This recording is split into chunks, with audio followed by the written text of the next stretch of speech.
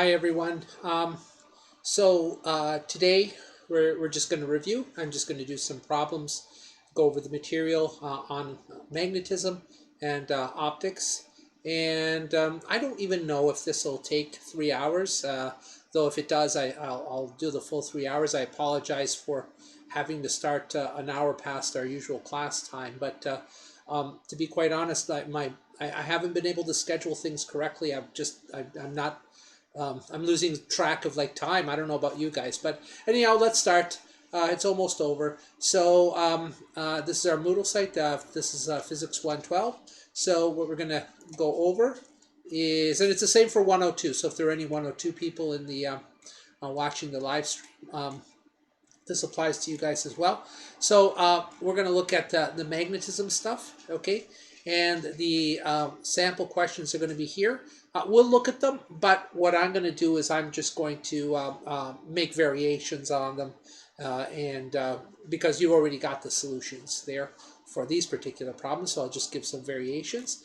And, sorry, I passed optics. And then there's the optics practice problems there, and there's solutions right there, okay?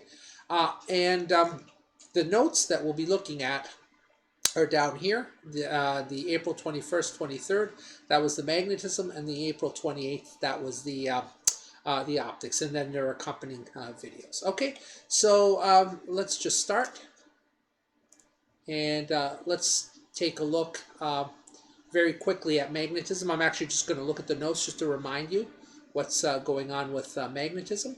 So let's switch over here to this one. Okay, so magnetism. So just a quick overview of what you need to know about magnetism. The first thing is that it's, we started off the whole electricity magnetism thing saying that static charges and magnetic poles, they don't interact with one another, which is true. Positive doesn't attract north, and it doesn't attract south, and similarly with negative, but moving charges do, and that's the key to magnetism. It's all about moving charges, in other words, currents, okay? And so Amperes Law, without worrying about the mathematical details, basically says that currents create magnetic fields, okay? And we looked at any shape current, okay, but we looked at two particular shapes. We looked at a wire, and we looked at a solenoid. Okay, now there's the equation for the wire, for the magnetic field due to a wire.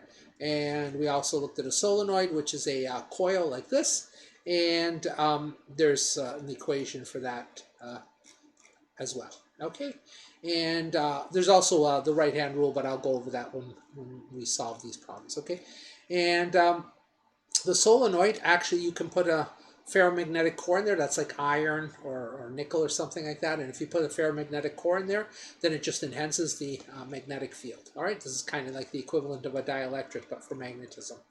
All right, and then you can create magnetic fields from moving charges, in other words currents, so currents create magnetic fields. But if you've got a current in a magnetic field, what does the magnetic field do to the current? It exerts a force, okay, and that's called the Lorentz Force. All right, and there's the formula for a charged particle moving at a velocity v in a magnetic field, where the angle theta is the angle between v and b. All right, and there's a right-hand rule associated with that. And then also, instead of a charged particle, you can have a current, length of current L and current I in a magnetic field, and the angle theta now is the angle between the magnetic field and the length of the wire. Okay, and it's still the Lorentz force. All right. One of the interesting things about the Lorentz force is that if you inject a particle into a magnetic field perpendicular to the magnetic field, what happens is, whoa! I just lost. Oh, terrible. So there we go. Back again. When you inject a charged particle into a magnetic field, it actually does uniform circular motion. So I didn't draw the full circular motion there, but basically you have like a proton, a charged particle, and it moves into this B field. The B field these circles with the little dots in the middle, that's the only way you can really draw vectors that are pointing out at you, okay? And if there's an X there, then that's vectors pointing into the page. So these guys are all pointing out of the page, and you inject a charged particle. Well, the Lorentz force acts perpendicular to both the B field and the velocity, and that causes the particle to undergo uniform circular motion. And that happens at a certain frequency, and that frequency is known as the cyclotron frequency. And actually, it produces radio waves at that frequency. So if you got like an AM or FM radio, you can actually tune into those frequencies. So we'll do a few problems like that, or at least one problem like that. Okay, and so again, that's the Lorentz force. And then you might wonder, is there any way that a magnetic field can create a current? Okay, and the answer is yes, but static magnetic fields don't create currents. It's changing magnetic fields, and actually it's changing fluxes. So if you have a loop of wire and you have a magnetic field going through it, the loop of wire won't have a voltage in it, but if you change the magnetic field or you change the orientation of the loop or something like that, then you will create a current inside of that. And that's this is by changing this thing called the flux, which is phi. So if you take the magnetic field B, that's the strength of the field. Okay, you take A, which is the area of the loop, there like that. Whoops, like here, like that, right? Or like that right there. Okay, take the area of the loop, and then you also look at the angle that the loop makes with the area of the loop makes with the magnetic field. That's theta. You multiply all those together, you get this phi. Now, phi doesn't change, you don't get a current. But if phi, which is called the magnetic flux, if that changes over time, then you get a voltage, which is equal to the change of flux divided by the change of time, divided by the time. Okay? Now, these two facts, Amperes Law and the change in the flux, okay, they actually lead to two inventions, which are very important today. And one is the electric motor. And the way the electric motor works is if you change the magnetic field, all right, if you change the current, then you can rotate a magnet. Okay, so changing the current, making an alternating current, can create can rotate a magnet, and that's what you have in an electric motor. Conversely, the exact same setup, so I didn't even redraw the picture here, but the exact same setup, if you rotate the magnetic field, then you're going to induce a current. Okay, so an electric motor and an electric generator are really the same thing. Okay, it depends what the input is. So if you have alternating current, then you'll spin a magnet. Conversely, if you spin a magnet, you'll create an alternating current. And that's what's happening at the Robert Moses power plant. You have a waterfall which is spinning a magnet, and that's what's inducing the electric field, and that's what powers their houses. Okay, so you can't introduce magnetic flux without explaining how a generator works. All right. And then the last thing this leads to is a device called an inductor. All right, an inductor basically is a coil, and when there's a current traveling through this coil, it creates a magnetic field. And the net effect of this magnetic field, because the flux doesn't want to change, is that the magnetic field keeps the current going. And so the current doesn't ever want to stop. If there were really no resistance in this wire, the magnetic field would keep the current going at the same speed all the time, or the same rate all the time. Okay? What's an inductor good for? Oh, here's the definition of an inductor. Definition of an inductor, L here, is if you have a change in current over time, so there's a rate of change of the current, multiply that by the inductance, and that's going to tell you what the potential is in that circuit, okay? So if the current doesn't change, you don't get a voltage, but if the current changes over time, that's when you get a voltage, all right? And I didn't go through a lot about inductors, but you can calculate the inductance of a solenoid using this equation here, okay? And you'll notice that N, capital N there, is the number of loops in the solenoid, the number of windings. And why is it N squared? Because each loop both creates the magnetic field and is influenced by the magnetic field that's created. And that's basically the, what an inductor is. It's also called self-inductance. And the reason it's called that is because the inductor produces the magnetic field, and then the magnetic field influences the inductor so that it keeps the current going. Okay, the current creates the magnetic field, and the magnetic field keeps the current going. Okay, and so that's why it actually comes in as an N squared, because every loop is interacting with every other loop. Okay, and so we'll use this formula. We'll calculate the inductance, and if there's a magnetic core in there, a ferromagnetic core, then that mu naught there is replaced by mu r mu naught. Okay, and finally, what would you do with an inductor in a circuit? Well, you can have, oh, well, there's a couple of things about inductors that kind of, I wouldn't say they're trivial. They act like resistors in the sense that if you have two inductors in series, they just add. So the equivalent inductance is just the sum of the two inductors. And if you have two inductors in parallel, then it's one, it's the reciprocals that add. Okay, so that's just like the resistors, all right? And without proof that that's true. Okay, so that's not too hard to remember because they act a lot like resistors. Resistors, what do? They resist currents. Inductors, what do? They resist changes in current. Okay, so once again, resistors resist currents. Inductors resist changes in currents. Okay, and so they act kind of the same there, like that. All right, and finally, two circuits. The RL circuit, okay, which is a more realistic circuit. So if you have an inductor and a resistor in series like that, okay, and you get a current going with a battery, once that current is going, okay, if you close the switch here and you close it on number 2 like that, then what will happen is the current will go and the inductor will want to keep it going, but what's the resistor going to do? It's going to dissipate away the energy. And so this acts a lot like an RC circuit. If you've got a battery in there, then the current will spin up, okay, it'll increase exponentially to a maximum. But if you take the battery out, then what will it do? I don't know if I even drew the picture. I didn't draw the picture, but it'll exponentially decay, okay? And there's the equation there, all right? So if you've got a battery in there, then the battery will energize it, the inductor up until the current reaches a maximum.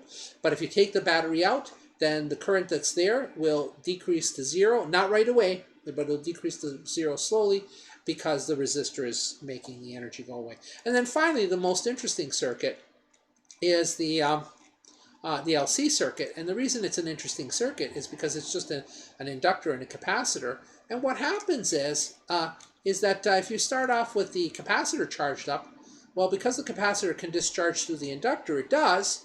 But as the capacitor discharges through the inductor, it creates a magnetic field in the inductor, and that keeps the current going. And that current then charges up the capacitor. Okay, as the magnetic field decays, the current charges up the capacitor, and then the capacitor is all charged up and there's no current. But now you'll notice that the capacitor is charged in the opposite, with the opposite polarity as before. So before it was positive on top and negative on the bottom.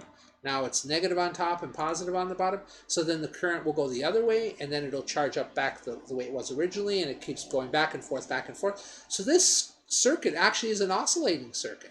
And you can calculate the frequency of that oscillating circuit, and there's the formula. Now, I did give the angular frequency, but the one you really want is the linear frequency there. And so the frequency at which this circuit oscillates is going to be the inductor times the capacitance, and that's the natural resonance frequency. And it's a lot like standing waves on a string that's tied down at both ends. It'll just oscillate at these discrete frequencies, this one being the fundamental frequency. And what's interesting about this is that that's what a radio is. Okay, that's exactly how a radio works. A radio basically, it'll oscillate at some frequency, and if radio waves come in which match the frequency of the LC circuit, it'll oscillate, and then it gets amplified, and then you can listen to that through speakers. Okay, there's all the theory. It sounds like a lot, but it's not that bad. Let me see if there's any questions in the chat. A nerve fiber. I don't know who this Tech Freedom is. I mean, yeah, I mean, I can, but I'm not going to answer that right now because that's not really part of the stuff that, yeah, ask almost anything, but I gotta kind of stick to what I'm doing here. All right, let's start with some of the problems, okay? And let me switch over to so what are we looking at here? We're looking at, if you go down here to the section on magnetic fields like this, all right, magnetism, like that. And sorry, right here, assignments. So if we look at those assignment questions, let's take a look at them and then we'll solve them one at a time. Okay, so how much current would you need in a straight wire to produce a 1 1 Tesla magnetic field at a distance of 1 meter from the wire. That's a huge magnetic field, absolutely ginormous, okay? Let's do a more reasonable magnetic field, okay? It's more important that you look at the formula, all right?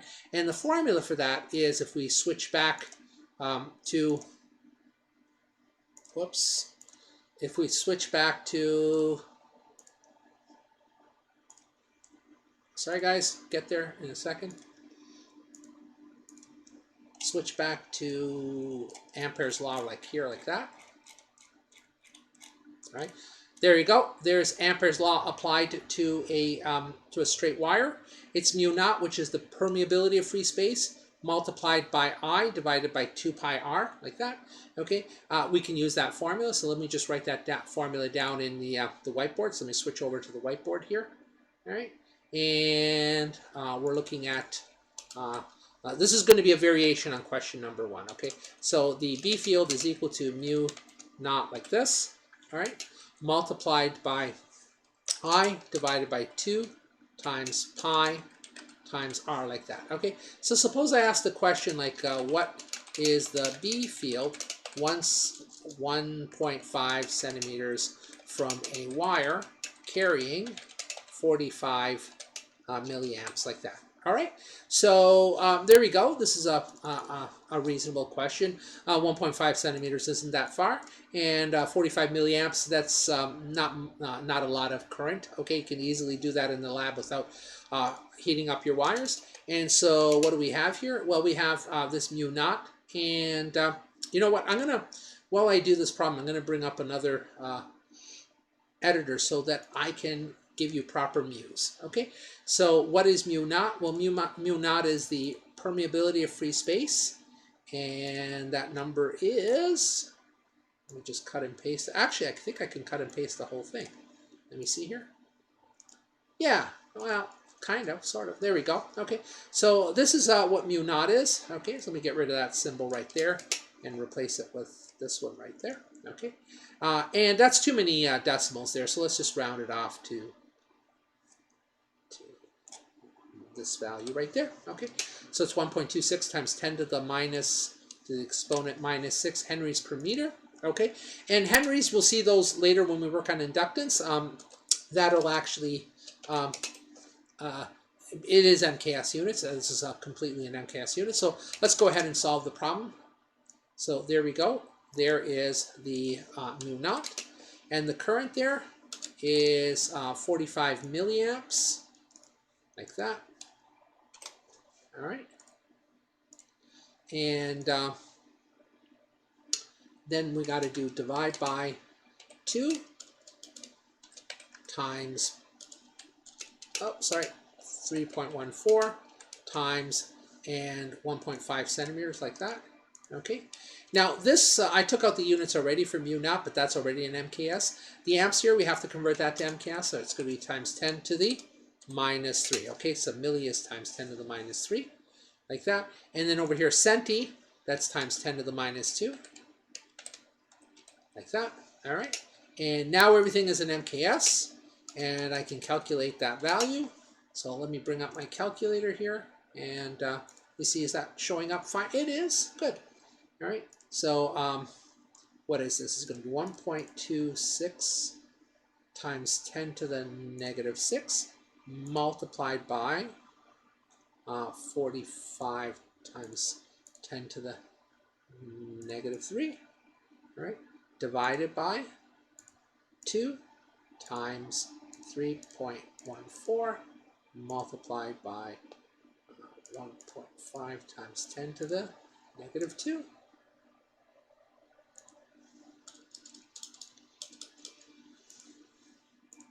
And I'm getting a malformed expression. How come? Oh, I see why. There we go. So I'm getting this value right here. All right.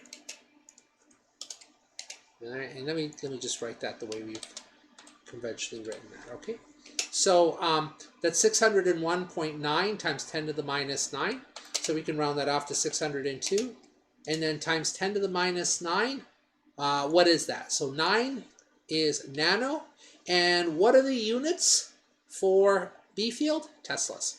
Okay, so 602 nanoteslas or 0.6 microteslas. It's tiny. Okay, it's tiny, and that's because a B field is a wire doesn't really create much of a B field. Okay, so that was pretty easy. Let me see if there's any questions in the chat here. All right, just looking over. So let me continue with the solenoid. Okay, so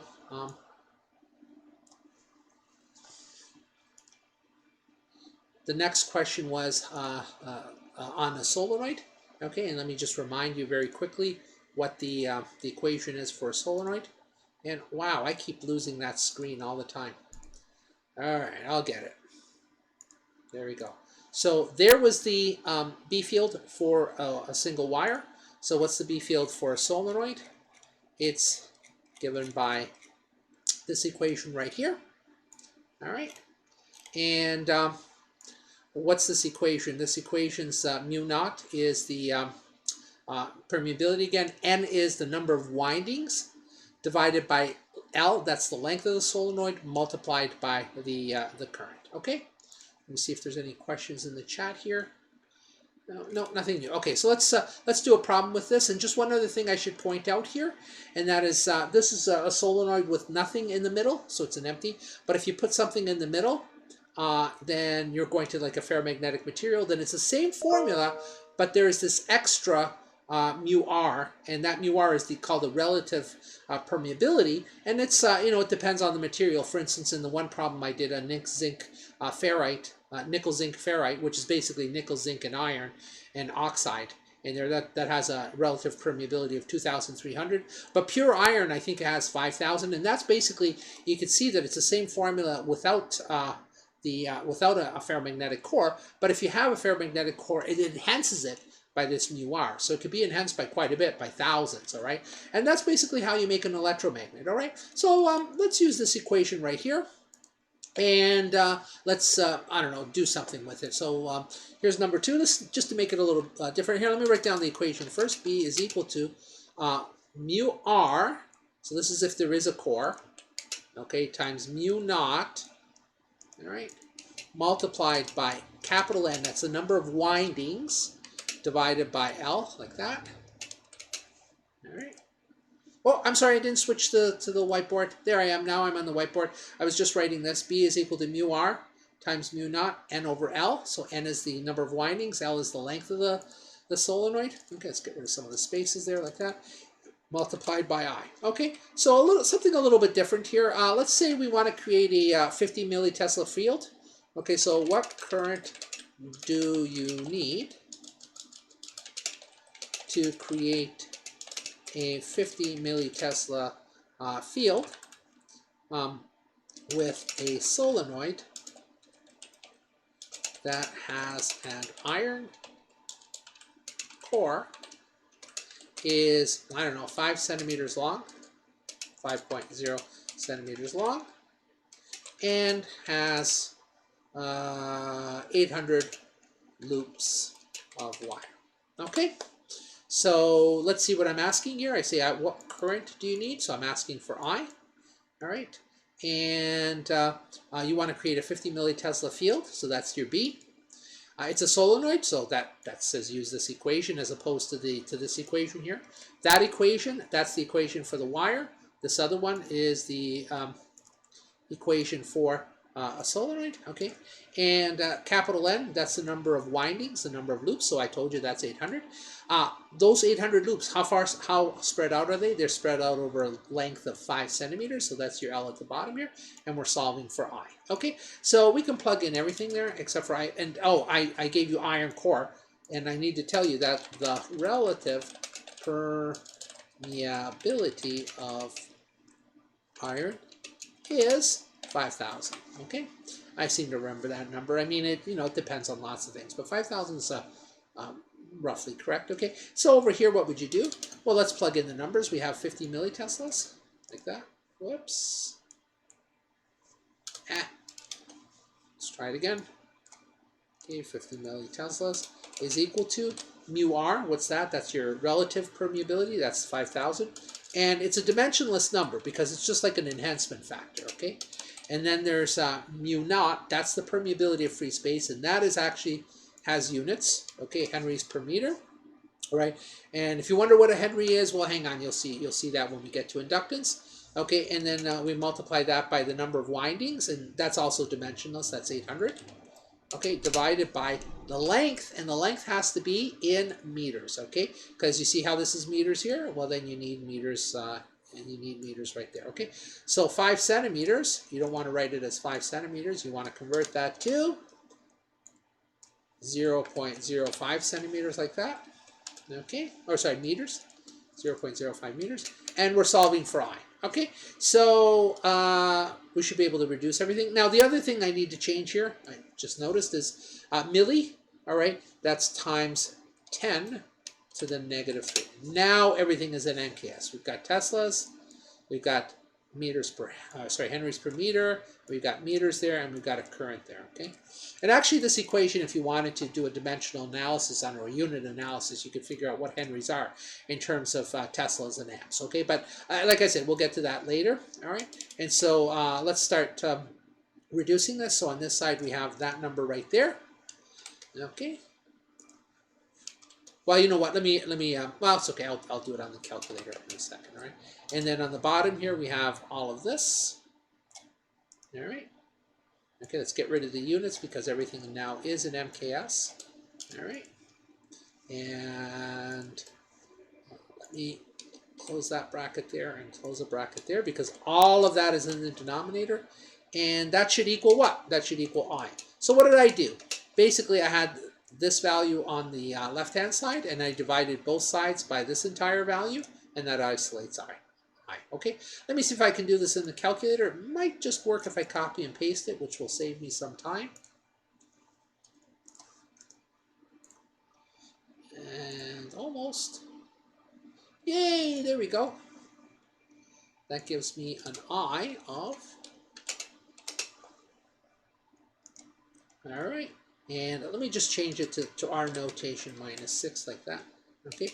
And what are the units? Well, we converted everything to MKS units here. So the MKS units for current is amps like that. And I've got my calculator set up so it always does like 10 to the -6, 10 to the -9, 10 to the -12, or 10 to the -3. It always rounds off the exponent to like a power of 3. This is called engineering notation as opposed to scientific notation. But the usefulness of that is that what's 10 to the -6? It's micro. And so this is going to equal 496, whoops, that should be an equal sign, 496 micro, I've got a mu right here, microamps. Okay, so there we go. So this is actually, you know, if you convert that to milliamps, let's do it approximately, that's about half a milliamp. Half a milliamp is very easy to do in the lab, okay? And so you can easily create a 50 millitesla field, which is a decent sized magnet. You know, it'll pick up paper clips and things like that, okay, small nails. And so you could easily produce a 50 millitesla field in a lab, okay, something that you could see, you know, would pick up paper clips, using an iron core, okay, 800 loops of wire, 5 centimeters long, and you only have to apply half a milliamp of current to it, okay? And let's say, I mean, a battery could easily produce half a milliamp. All right, so there you go. There's the there's how a solenoid works. Both of these are examples of Amperes Law. Now, Amperes Law is it's a very general law. So it's not Amperes Law in its generality, but it's Amperes Law applied to a straight wire, and I can write that in here. Okay. And that's Amperes Law applied to a straight wire. And this one is Amperes Law again, but now applied to a solenoid. And if you say to me, well, can you apply Amperes Law to any old shape? Okay? And the answer is, yeah, I can apply Amperes Law to any old shape, but then you have to do this vector calculus, and it's ugly. So we're just going to concentrate on those two shapes. Okay? So there you go. There's all you need to know about Amperes Law. Let me see if there's anything new in the chat. Okay? And all right, let me now switch back to my scene here. Good.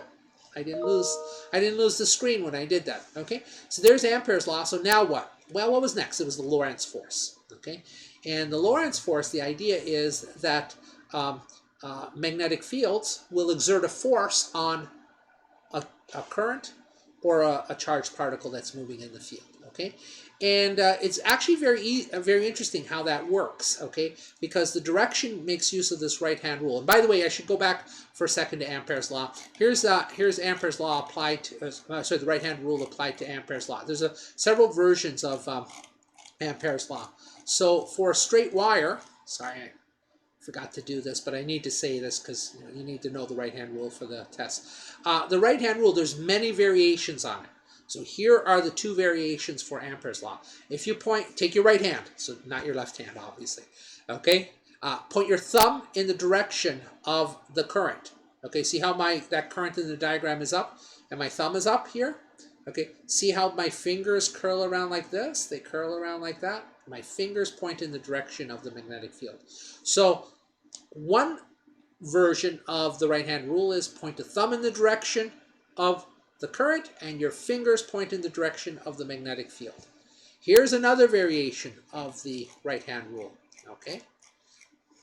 And they're in the notes, so, if you don't remember, but you can look them up again. Here's a second variation. The first one, you point the thumb in the direction of the current, and the second one, you point your fingers in the direction of the current, okay? So you point your fingers in the direction that the current is. So if this is for a solenoid, point your fingers in the direction of the current, okay? See how they're looping like this? And your thumb now will point in the direction of the B field, okay? So that's a variation. And basically, it's just like the first one, but you switch around current and magnetic field. So one of them is thumb in the direction of the current, fingers in the direction of the B field. The second one is fingers in the direction of the current, thumb in the direction of the B field. Okay. There's yet a third version of the right-hand rule, and that's for the Lorentz Force, which we have next. Okay, so let me describe how the Lorentz Force works. All right, so there's a picture. If you have a charged particle and it cuts across the B field, then you're going to get a force, okay? And what goes into the force, let me just show you the formula. Okay, there it is. What goes into the force is the charge. So the bigger the charge, the bigger the force. The faster the charge is moving, the bigger the force. The bigger the B field, the bigger the force. And the more the angle is 90 degrees, the bigger the force. Okay? So this is kind of a strange, magnetic fields are kind of strange. If the charged particle is moving, but it's moving along the field lines, theta 0, there's no force. So if you have charged particles and they move right along that B field, they're not going to experience a force. If you've got charged particles and they cut across the B field, that's when at 90 degrees, that's when you get the maximum force. And if it's at some other angle, then you have to use sine theta. Okay? If you've got a charged particle and it's not moving at all, there's no force because V is 0, F is 0. And that was my point at the very beginning. Static charges, B fields do not exert forces on static charges. That is the Lorentz force, but with V equals 0. So if you put V equals 0 in there, the force would be 0. Okay, so there's one version of how the Lorentz force can be written, and this is appropriate for charged particles. And here is the diagram, okay? And you've got this positive charged particle, and you can see how it's not traveling along the B field lines, because then theta would be 0, there'd be no force. It's cutting across them at some angle theta, okay? And you get a force, okay? So now the next question is, where is the force? Okay, so there's, first thing, the force is either into the page or out of the page, because the force is always perpendicular to both B and V. Okay, if you remember that, you're half of the way there. Actually, more than half of the way there. Okay, so the force is always perpendicular to the velocity and the B field. Well, if both the velocity and the B field are in the plane of the paper, then the force can either be out or in. And you go, well, which one is it? Okay, so here's what you do. Picture the velocity as being like a dial on a clock, okay? And here's the velocity here. Imagine that dial turning, okay, such that you're turning from V to B. Well, in that case, you're kind of turning like this. Let me put my hand in the, so you're turning like this. Okay, see, it's like V starts here and I'm turning from V to B like that. My thumb points into the page, and so that's the direction of the B field. The force, sorry, the force would be into the page. All right. For a positive charge, if it's for a negative charge, then you have to flip it around. Okay, so because this is a positive charge, the force is going to be into the page. If this were a negative charge, say an electron cutting across a B field, then the force would be out of the page. Okay, so admittedly, this is the hardest version of the right-hand rule, but at the very least, you can remember that the force is always going to be perpendicular to both V and B, okay, to both the velocity and the magnetic field, all right?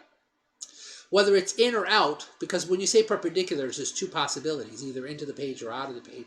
Whether it's one or the other, well, then you have to think about turning the V to B, curling the V to B, and when you curl V to B, your thumb will point in the direction of the force, okay? So, well, there it is, okay? Let's do some problems with this. Oh, actually, one more. Almost forgot.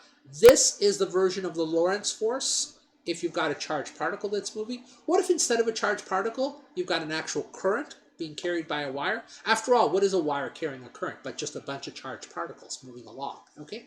And, I mean, I derive it here, but I'm not going to expect you to drive it on the test. But, you know, you can just take the one form and you can massage it a little bit and you get into this other form here. So this is also the Lorentz force. And it's really equivalent to the other one, but this one's more appropriate for when you have a wire that is carrying a current, capital I here. Okay, so that's the current in the wire. The length L is not the length of the whole wire. It's the length of the wire that's actually in the B field. So maybe, you know, the wire could be like a meter long, but only 5 centimeters is in the B field. Then you would use 5 centimeters for L. B, of course, is the B field, and then sine theta is the angle. Now, the angle between the wire and the B field. Okay, so the angle between the wire, I guess L, the angle between L and B, the angle between the wire and the B field, that's your theta. All right, now we're ready to do some problems with this. Okay, and I'll come back when we look at the cyclotron. All right. Actually, this is kind of nice. Maybe I should just show you this before we move. So if you have like, whether it's a charged particle or a wire, it's at 90 degrees. That's when you get max force. When the wire or the charged particle are actually parallel to the B fields, there's no force at all. Okay. All right. And we'll come back to the cyclotron radius and do that one next. Okay. So let me switch to my whiteboard here. And let's just do, because the two equations are pretty easy, let's just do a wire carrying a current rather than a charged particle. We'll do for the charged particle, we'll do like the cyclotron frequency.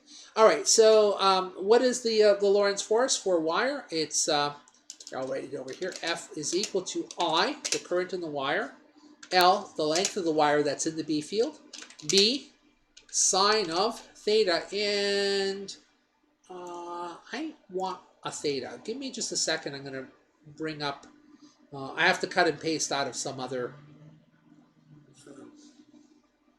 where's my special characters?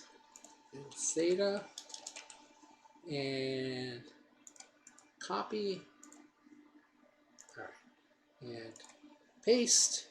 There you go. Sorry, I mean, I want these things, I want these notes to look good. I mean, I could write out the word theta, but I kind of want the, I want everything to look nice. Okay, so there is the Lorentz force for a wire carrying a current I. A length L is in the B field B, and then the angle between the wire and the B field is theta. All right, so let's give some numbers here. So how much current do you need how much current do you need for a 1.5 Tesla field to exert 55 millinewtons, okay, 55 millinewton force on a wire if, oh, I don't know, 10 centimeters of the wire is in the field, okay? So how much current do you need for a 1.5 Tesla field to exert a 55 millinewton force on a wire, okay, if only, let's say the word only, if only 10 centimeters of the wire is in the B field. And I got to tell you one other thing. I got to tell you what the angle is between the B field and the wire, and the wire and the B field make a 45-degree angle. Okay, we'll just pick some numbers there like that. All right, so this is really that as simple as it sounds. All right, so the reason I chose 55 millinewtons wasn't to be difficult, but the forces here are going to be very small. And anyhow, 1.5 Tesla field is pretty high. Okay, so let's start plugging in the numbers. For F, we've got 55 millinewtons like that. All right, and what's that got to equal? That's got to equal the current. And that's what we're trying to find, because I asked you how much current. Okay, the length of the wire, well, only 10 centimeters or 0.1 meters. All right, let me write it like this first. Okay, and then I'll first put in the numbers as they're in the problem, and then we'll convert to MKS. All right, and the B field, how big is that? Well, I told you it's 1.5 Teslas. And then sine, and the angle is 45 degrees, like that. Okay? Now, almost, except we got to convert everything to MKS. So this is times 10 to the minus 3. I mean, you know, like whatever you're comfortable with. If you want to move the decimal over, you can move it over 1, 2, and then 3, and you get 0.055 like that. Okay? And then that would be in newtons. All right? Equals I. And then this has got to be in meters. So you could do 10 times 10 to the minus 2, or just move the decimal over twice because it's centi. That's 1, sorry, right here, 1, 2. And so that turns out to be 0.10 meters. Okay, I'm dropping the units now because they're in MKS. Tesla is already MKS, so 1.5, and sine of 45 degrees. Okay, let me see if I can just copy and paste this into my calculator. It might actually work. Almost. We want some multiplications in there. There we go. So, whoops. This is going to equal 0.055 is equal to I multiplied by this, and that's all in MKS. And that doesn't look too bad, but I want to keep my notation consistent. So that's times 10 to the minus 3 like that. Okay. And now what? Just isolate I is going to equal, 0.55 like this, divided by all of this, and we're going to get, what are we going to get? We are going to get 0.055. Whoops, I need a decimal point in there. And divided by, like this, and what's this going to equal? It's going to equal to this number. Does that sound right? So let me look at that again. Yeah, actually it does. Yeah, it does. Okay, and so, and again, let me just change this to times 10 to the minus 3, like this. All right, and get rid of some of these decimals because that's too many decimals. All right, and what are the units here? Oops. Get rid of some of these decimals again. That's too many decimals in there. All right, so what's this going to equal? Well, the units are amps, like that. But on the test, I probably wouldn't put times 10 to the minus 3. 10 to the minus 3 is milli, and so it would be 519 milliamps, okay? Which is half an amp, which is, it's a pretty good current, but it's doable in the lab. All right, so there we go.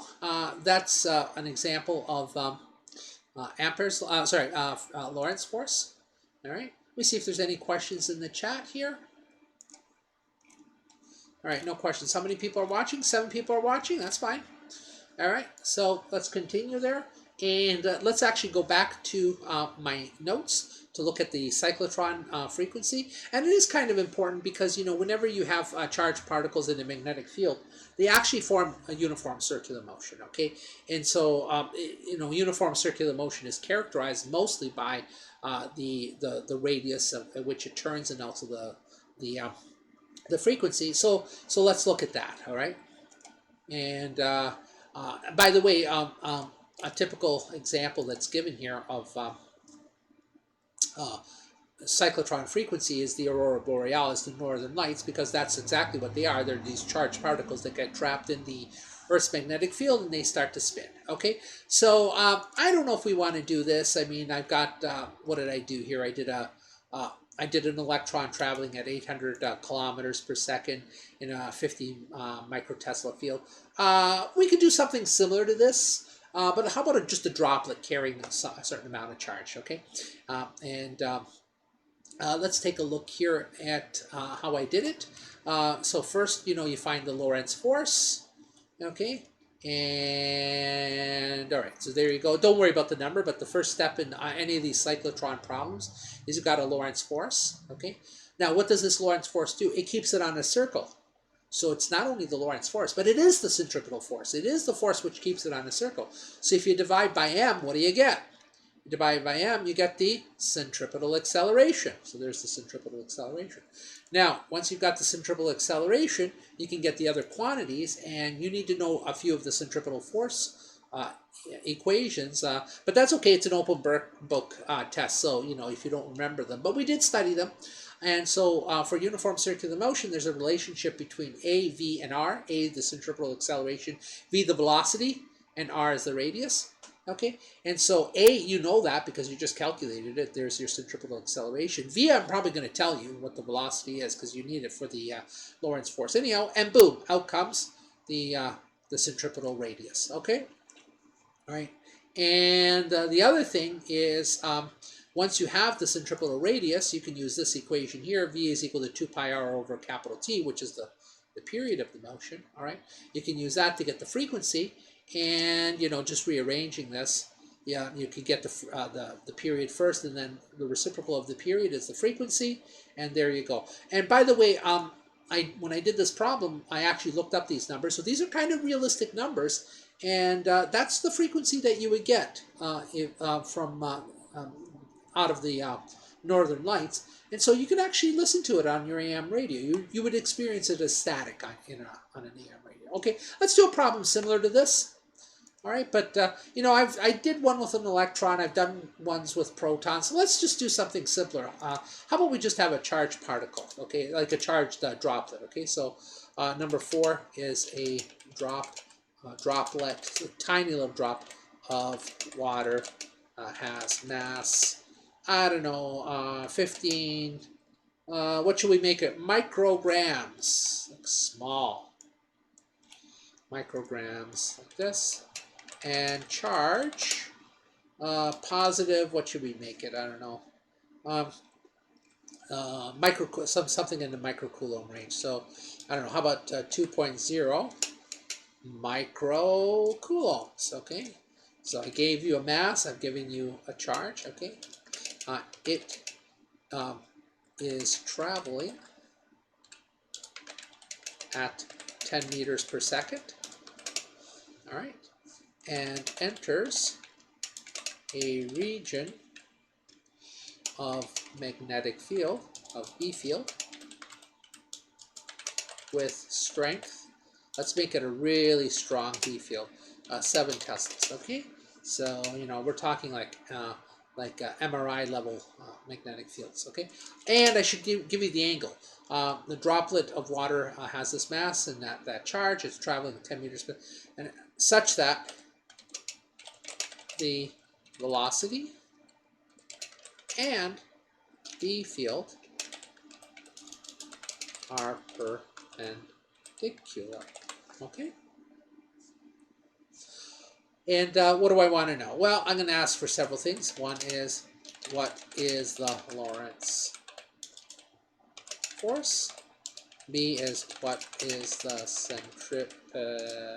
centripetal acceleration? C is, what is the centripetal radius? Also called the cyclotron. Why cyclotron? When it's magnetic fields that are causing the rotation, they call it cyclotron. Okay, and then D is what is the period of the motion, and E, what is the frequency? All right, And let me fix this one. Period, like that. Period of motion. All right. Some periods here. There we go. All right.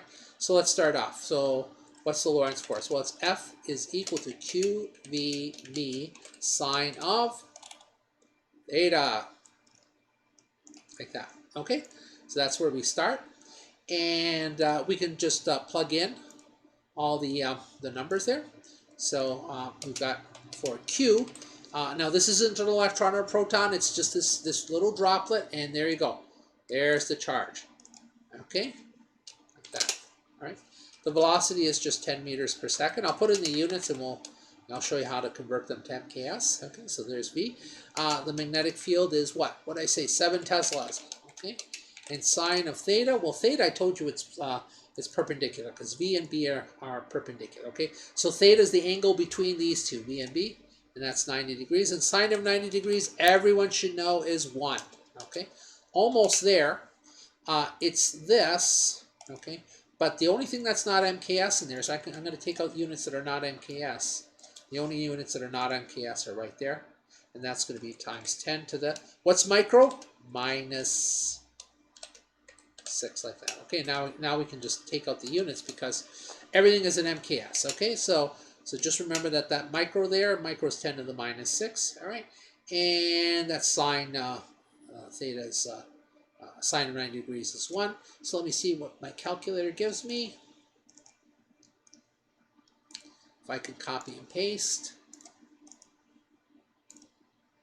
and it wants the multiplication signs in there. So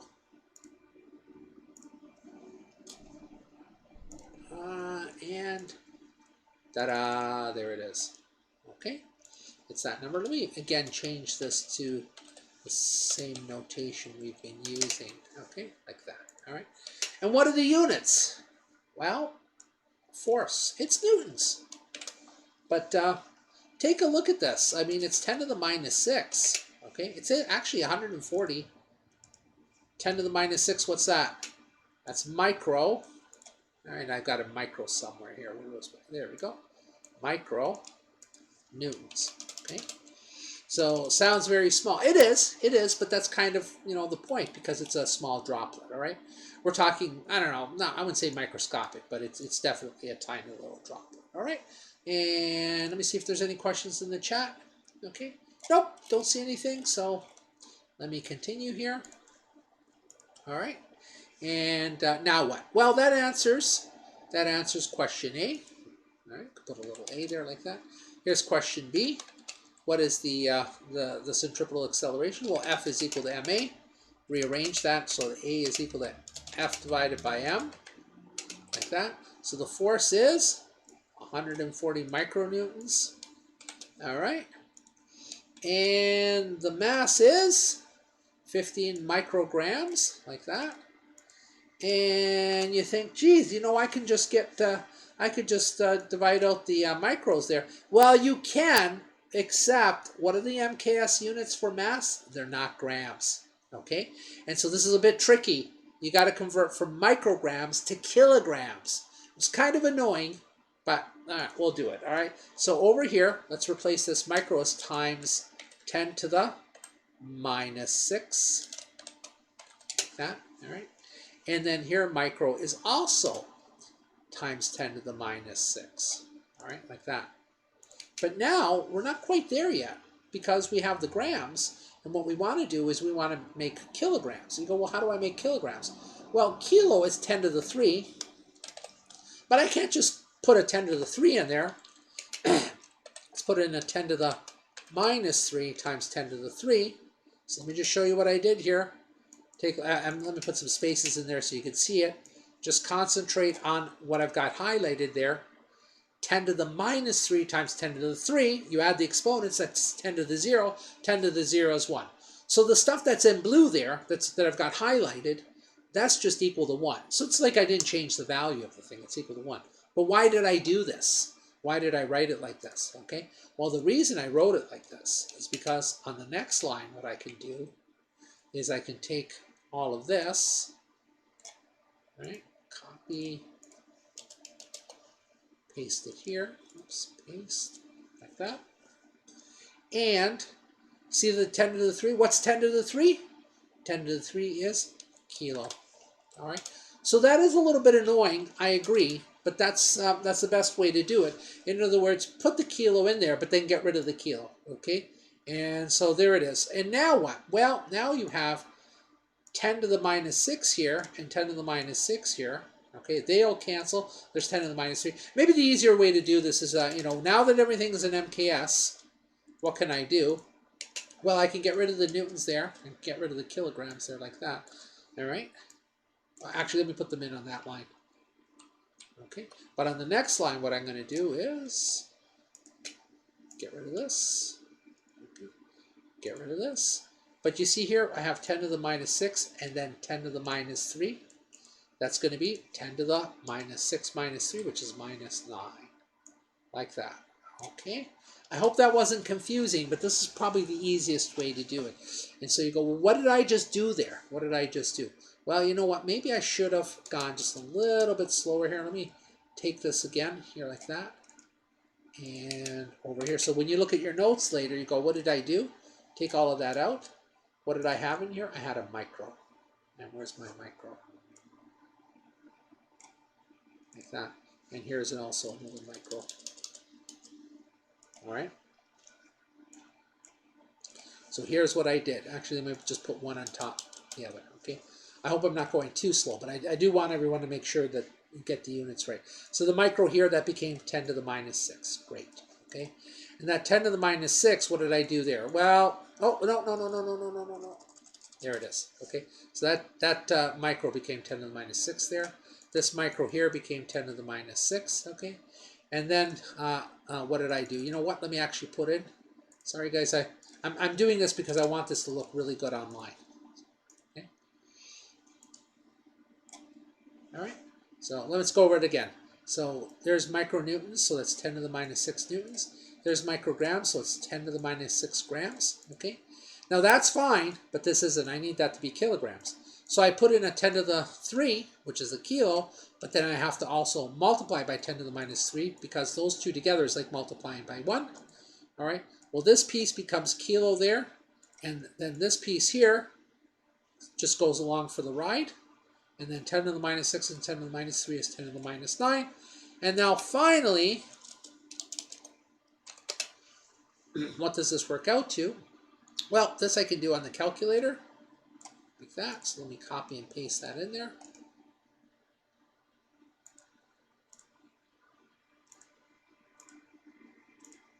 And it is equal to this.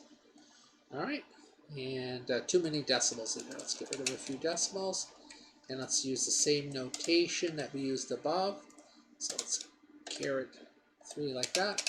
And that's going to be 9.33 kilonewtons, like that. Okay? I think it should be capital. Kilonewtons, like that. All right? So, or if you want, I mean, another way to write this is 9,333 newtons. Okay? That's a lot of force on that tiny little, sorry, that's a lot of, no, not newtons. I'm sorry, guys. That's the acceleration. That was the acceleration, okay? So that was 8. And so this is equal to 9,333 meters per second squared, okay? That's a lot of acceleration on that little droplet, all right? Okay, let me see if there's any questions in the chat. And nope. All right, so now what? Okay, let's continue here. So what did I ask for next? The centripetal radius. All right, so for that one, we're going to use the formula A is equal to V squared divided by R, like that. Okay, and let me rearrange this equation because we're trying to solve for R. So I'm going to multiply both sides by R. I can do it in 2 steps, is equal to V squared. Okay, so what did I do? I just multiplied both sides by R. So that'll get rid of an R over here, and I'll bring an R to the other side. Now let me divide both sides by A. So I'm going to get R is equal to V squared divided by A. And you go, do I have all those quantities? Yep, you have them. You've got them all. Okay, and so for V squared, what's our V? Well, I told you it was 10 meters. Okay, you go right up here. It says it was traveling at 10 meters per second. Okay, and let me just see here. Make sure I plugged in the numbers right. 15 microgram. Yep. Okay, and then for A, Well, we just calculated that, didn't we? It was this number here. By the way, you can compare this number to 9.8 meters per second squared, right? And so this is this is a huge acceleration. But that's what happens. You know, even small magnetic fields can create pretty big centripetal accelerations. Okay, and so there's the A. And now this was 10 meters per second, so I didn't even bother with the. Well, you know what? I'll put the units in there just for your notes there. Meters per second, and this one is going to be meters per second squared, like that. And if you work this out, I will work it out. It's going to be 100, that's 10 squared, divided by 9333, and that gives me this number right here. Okay, and let me just fix that up a bit, times 10 to the minus 3. What are the MCAS units for radius? Meters. Okay, like that. And 10 to the minus 3, what's that? Milli.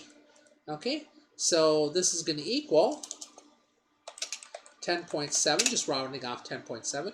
The 10 to the minus 3 there, that's going to be millimeters. Okay, or if you want, you could write this out 1.07 centimeters. Okay, so this little droplet, you know, it's going to be moving pretty fast, and in a radius of you know, about 1 centimeter. Okay, and then finally, oh no, not finally, I guess we go on the period next, and then the frequency. And so for the period, it's T, well, we're going to use this one. V is equal to 2 pi r divided by capital T. And you know what? Let me get rid of that pi there and get a nice proper pi in there. Pi. Oh, it's not showing up. How come?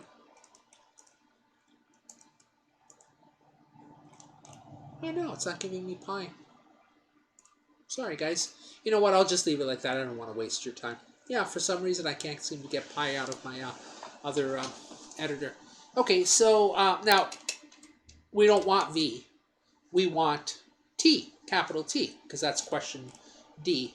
What is the period of the motion? Okay, so we're asking for T. And now multiply both sides by T, divide both sides by V, and this basically gives you this equation right here. Okay, so I hope I didn't go too fast, but I just multiplied both sides by T, divided both sides by V, and it gives me that. And so what's this going to equal? T is going to equal 2 times 3.14 times the radius, which is, there it is in centimeters, but we really should do it in well, you know what, easy enough to convert. Got to do it in meters, okay? And so, so 2 right there, pi r divided by v, which is 10 meters per second, like that, okay? And almost there, we've got to convert the centimeters to meters, and that just means moving the decimal over 2 to the left. So there it is there. At that point, it'll be 1, and then 1 more over. I don't think you can see my cursor. That's okay. I'll just write it in there. Whoops. 0.0. Okay. There we go. All right. So there it is converted to meters. All right. And now let me plug that into my calculator. Put this on another line. And that's going to equal, give you the number in a second.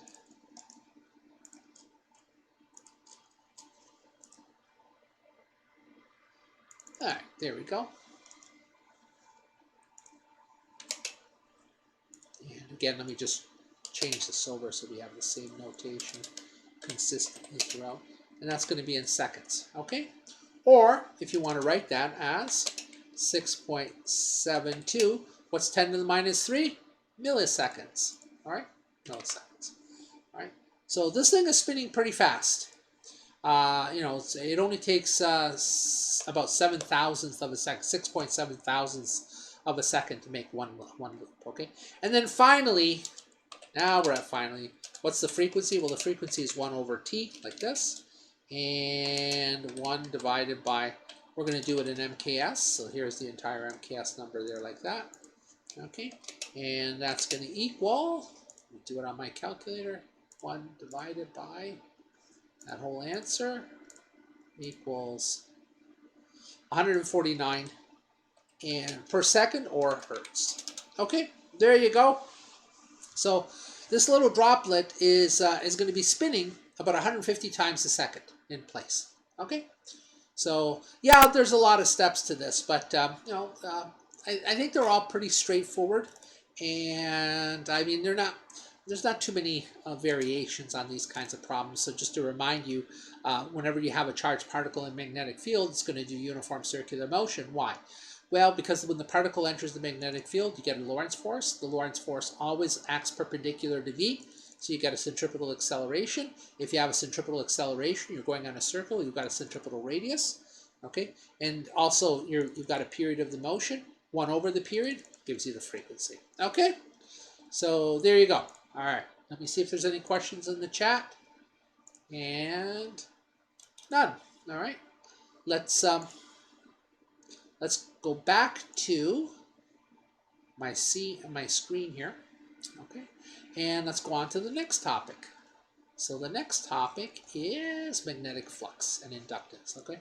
Now this one causes a little bit of confusion because there's always a couple of steps to this, but let me just describe the physics one more time. And the physics here is B fields can create currents, but only if you've got a changing flux, okay? So one of 3 things has to change because the flux is calculated as follows. So imagine a loop of wire in a magnetic field. The flux through that loop, the magnetic flux through that loop, is B times the area of the loop times the angle between the area and the B field, okay? And so if any of those 3 things change, if B changes, so you've got a varying B field, then the flux changes. If you've got a changing area, like you could imagine a loop, and you just like squeeze the loop down so that the area changes, okay? That would be hard to do, but you could make a loop, you know, where the area of the loop changes. Or, this one's the easiest one to do, the orientation of the loop inside the magnetic field changes, okay? If any one of those 3 things change, this magnetic flux changes, all right? And you say, so what? Well, it's not so much that the B field creates a current right away, but a changing flux will induce a voltage, and a voltage, of course, can create a current, all right?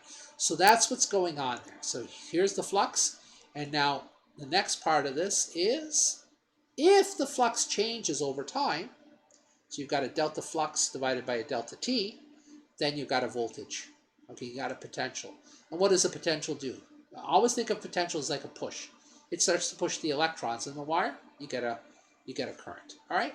So there you go. Let's do a simple problem with this. Like there's lots of different problems you can do, but I think the one that I have online is kind of nice. So let's actually look at that one.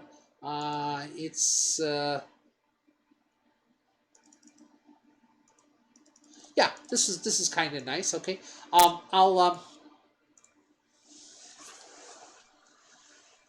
we can look at that, but I'm going to do a variation on it. What number am I up to? I'm up to number 5, actually. Okay, so we're actually going to do a variation on that. Okay, so I just cut and paste the problem from online, but I don't want to do the same problem because it's why. Okay, so we have a bar magnet, and it has a field with a maximum strength of 300 milliteslas, and we place the magnet inside of a solenoid with 15,000 loops and over a distance of 3 centimeters, and the loop, the solenoid has a cross-sectional area of 1 centimeter squared, okay? And what we do is we pull the magnet out very quickly, all right? And it only takes me 1/60th of a second to pull that magnet out. And what's the current that's induced, all right? And you know what? Like I said, I'm going to do a variation on this. And how about we have how about we place, not the magnet, but we play. Now let's not do a solenoid. Let's just do. You know, that's okay. I'm going to just rewrite the whole thing. So this is just to give you a reference. Okay. So here's a different problem. A loop of wire has area. What should we make it? I don't know, 5.5 centimeters squared, okay? So that's the area of the loop. Now the loop doesn't have to be a circular loop or anything like that. It could be a square loop. So I could give you the length times the width, but I'm kind of making life easy for you by just directly giving you the cross-sectional area of this loop of wire. And I'm not even going to do the solenoid, okay? I'll show you what the equation is for the solenoid in a second, for the flux of the solenoid. But let's just do a loop here. So a loop of wire, has this area, and it is placed inside a B field with intensity 500 milliteslas, okay? Such that the area of the loop is perpendicular to the area, to the B field. All right, that's the first thing.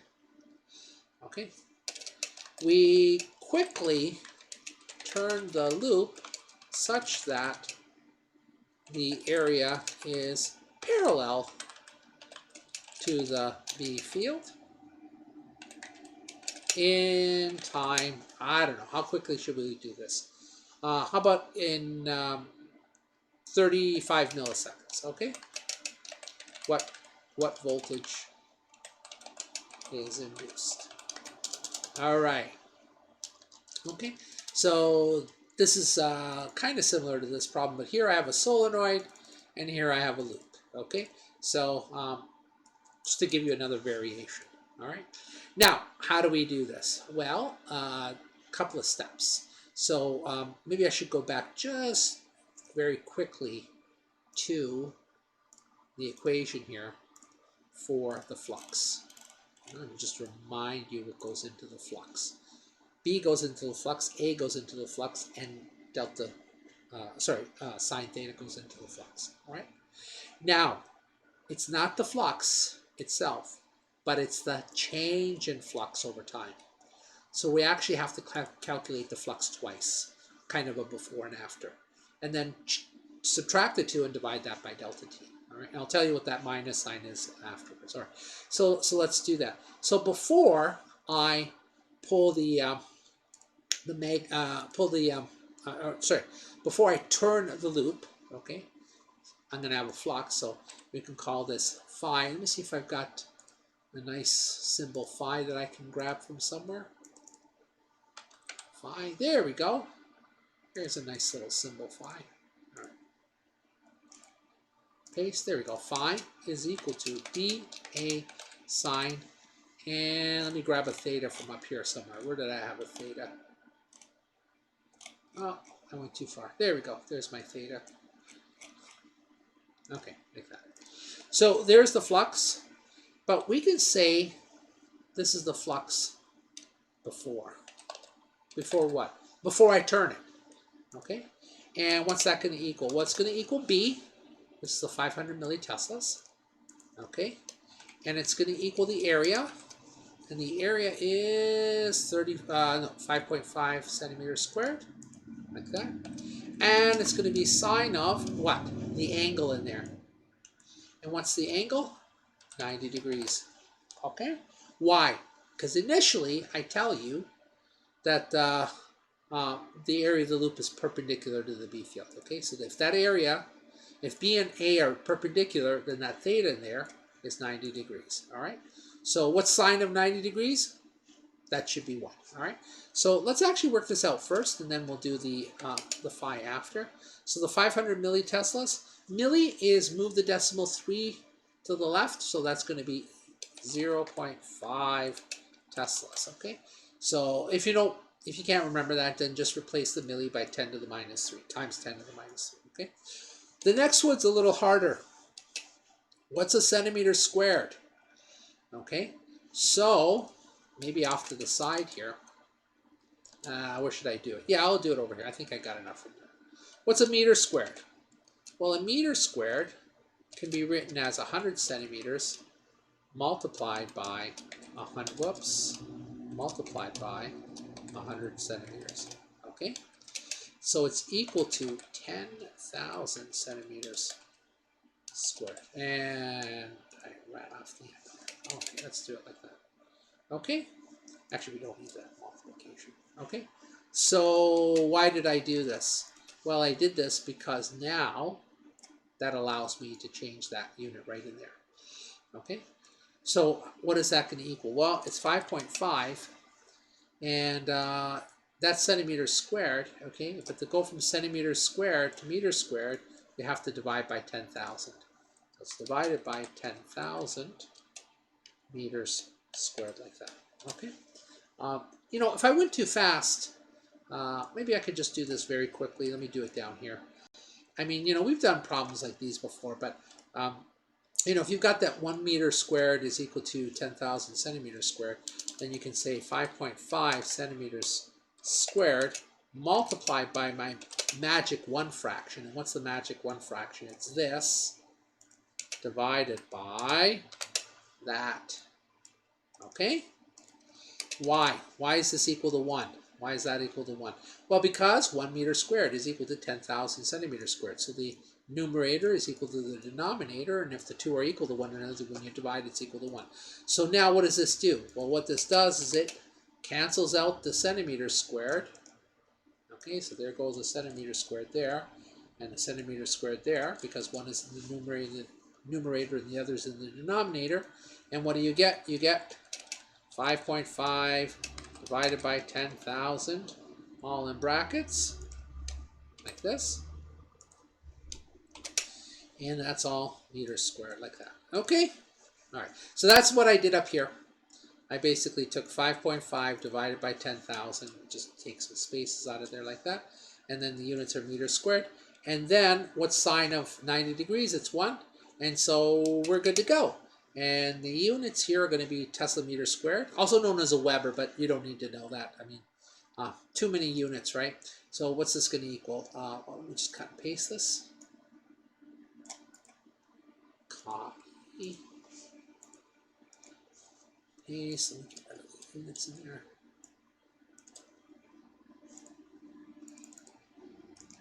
It's equal to this. And again, let me just minus 6 Tesla meters squared. Okay, there is the initial flux. All right, and this will just say aside down here. All right, unit conversion. All right, there we go. All right, so that's the before. Now, what about the after? Well, it's the same formula, but what changed? The magnetic field didn't change. It stayed at 500 milliteslas. The area of the loop, it didn't change. I didn't deform the loop in any way. Okay. But what changed is that it went from being perpendicular 90 degrees to parallel, which is 0 degrees. And so it doesn't even matter what A and B are. What's sine of 0 degrees? Sine of 0 degrees is 0, like that. Okay. And so now you could say, okay, what's my delta? Let me see if I can get a nice little delta here. All right, great. My delta, phi, is going to equal my, whoops, I put before here. This should be my after. Okay. So it's going to be equal to the before value minus the after value. And the after value is 0, so that's kind of trivial. So you just get this number right here. Okay. 275 times 10 to the minus 6 Tesla meters squared. All right. Okay, so what? Well, we're not quite done yet, because the voltage that's induced is actually equal. Now, not worried about the signs. There's a negative sign there, which I'll explain in a minute, but I'm going to drop it because I'm not worried about the direction. But basically, it's equal to this. Okay, so it's the voltage, the induced voltage, is going to be delta phi over delta t. And now we can just plug in. This is an MKS, like that, divided by, and the time I told you was 35 milliseconds, like that. All right. And let me convert to MKS units. So it's going to be this. But milli, what's milli? It's times 10 to the negative 3, like that. Okay. And I should be able to divide this out. So let me do that on my calculator. Oh, no. Copy.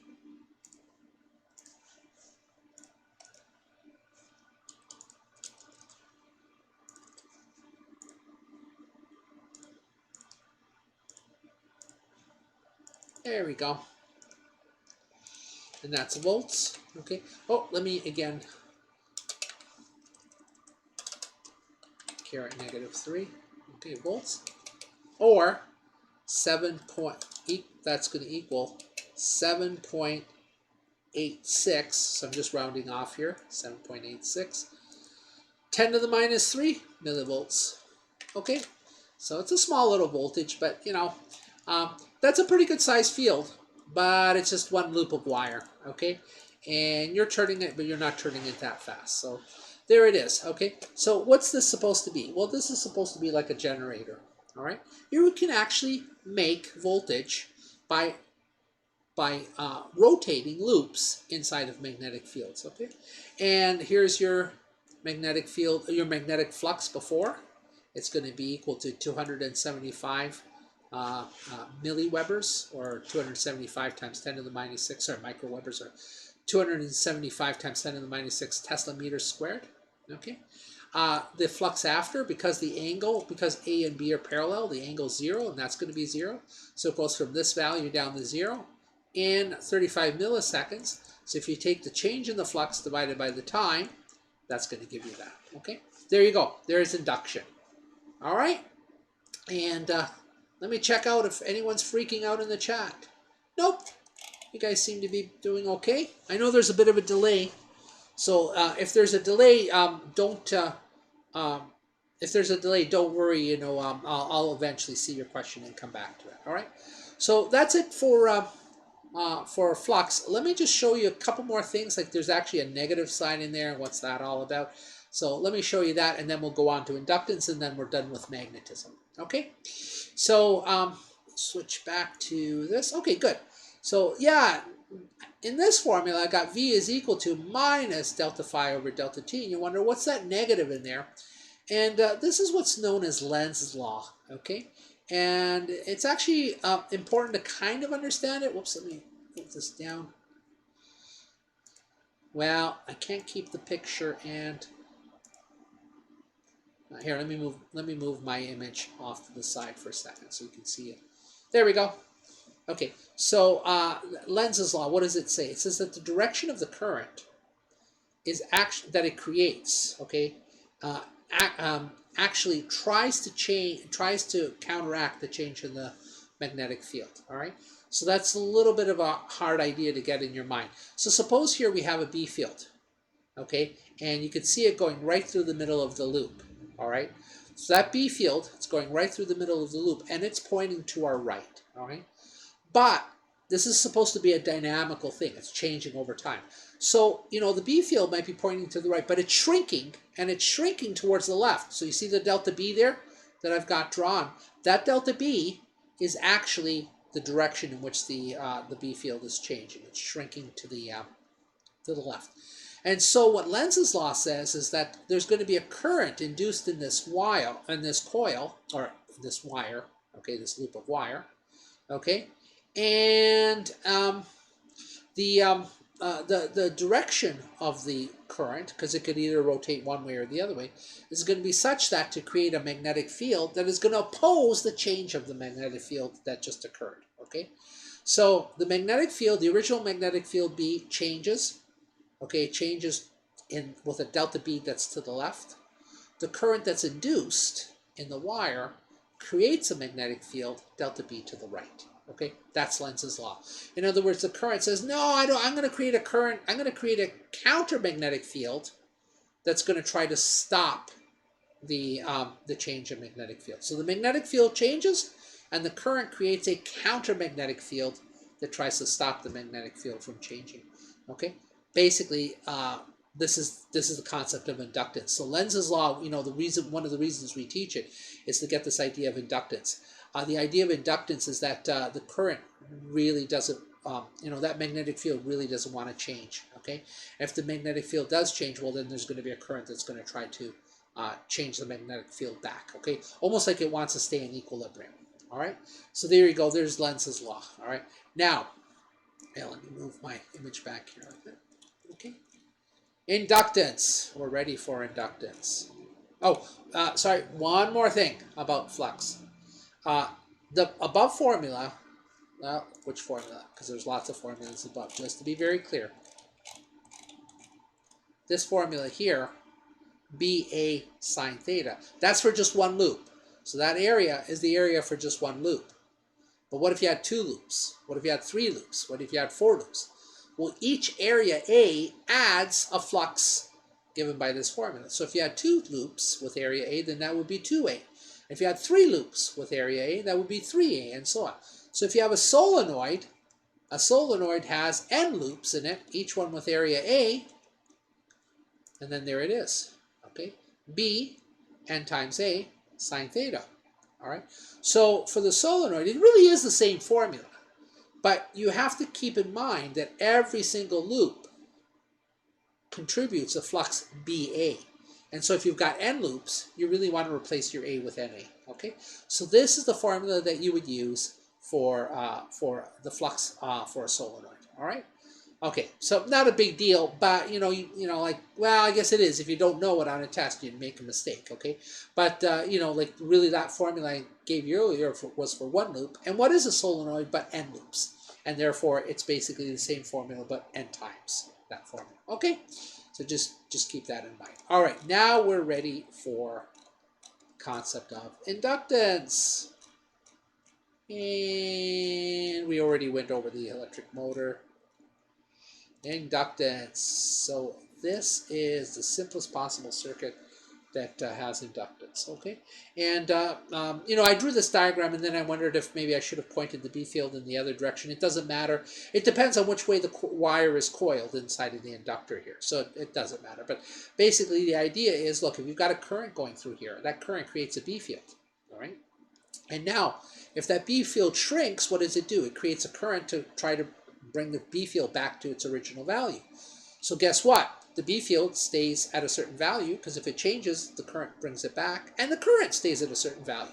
So the B field and the current, they kind of keep one another in check, and the upshot of all this is that the current just keeps going through this circuit at a constant rate, okay, at a constant I, right? So what an inductor does is it basically resists any kind of a change in the current. If there's a current there, say a 1 amp current, it wants to keep that 1 amp current going. It doesn't want that 1 amp current to decrease, because if that 1 amp current decreases, then it's going to induce the B field, which is going to increase it back up to 1 amp, okay? So it kind of like always wants to sit on that value. And if it fluctuates from that value, then the inductor brings it back. Okay, so that's the idea behind an inductor. They're like resistors because, you know, they're dealing with current, but just to remind you, resistors resist currents, period, whereas inductors resist changes in current. Okay, so that's the difference. It's the change in current that really is what inductance is all about, not the actual current itself. All right, and this is the definition. L is the inductance. But this is the definition. Why? Well, if you've got a current and it doesn't change over time, then there's no potential across that inductor. Okay, so just, you know, it's just an inductor that's sitting there. But suppose you've got an inductor and the current changes. If the current changes, what it's going to do is it's going to create a potential across that inductor. Of course, that's the whole business of Lenz's law. It's going to create that potential in order to try to bring the current back up to where it was. Okay, and so there's a relationship between the change in current in the inductor and the potential that's created across the inductor, okay? Or more precisely, it's a change in current per unit time. So it's not just, you know, if the current changed very slowly, then the potential will be very little. But if the current changes very quickly, then the potential is going to be very big. The relationship between the rate at which the current changes and the induced voltage, that's the inductance. Okay, the bigger the inductor, the more voltage you're going to get, the more potential you're going to get for a given change in current per unit time. Okay, and so that L is called the inductor. L has the units of henries. Okay, and you can actually see what those units would be because voltage is volts, current is amps, and time is seconds. So a volt times a second divided by an amp, a volt second per amp, boom, that's a Henry. Another way to state that unit, a volt per amp, that's an ohm. Okay, and so an ohm second is also a Henry. All right, now we'll see that in our problems, but since we're here at this point, okay. And I derive here, this is basically just justifies for you. So take a look at this equation again. Keep that equation in mind. You've got V on the one side and delta I over delta T on the other side, and L is the constant of proportionality. If you use this, but you apply it to a solenoid, you get this equation here. V on this side, delta I over delta T there, and then you get this stuff there. Well, that's got to be L. So there you go. There's the equation for the inductance of a solenoid. Basically, it's the permeability of free space, n squared, because it's each loop interacting with every other loop through a magnetic field that's created. A is the area, because the cross-sectional area comes into the flux. There it is there, okay, divided by the length of the solenoid, all right?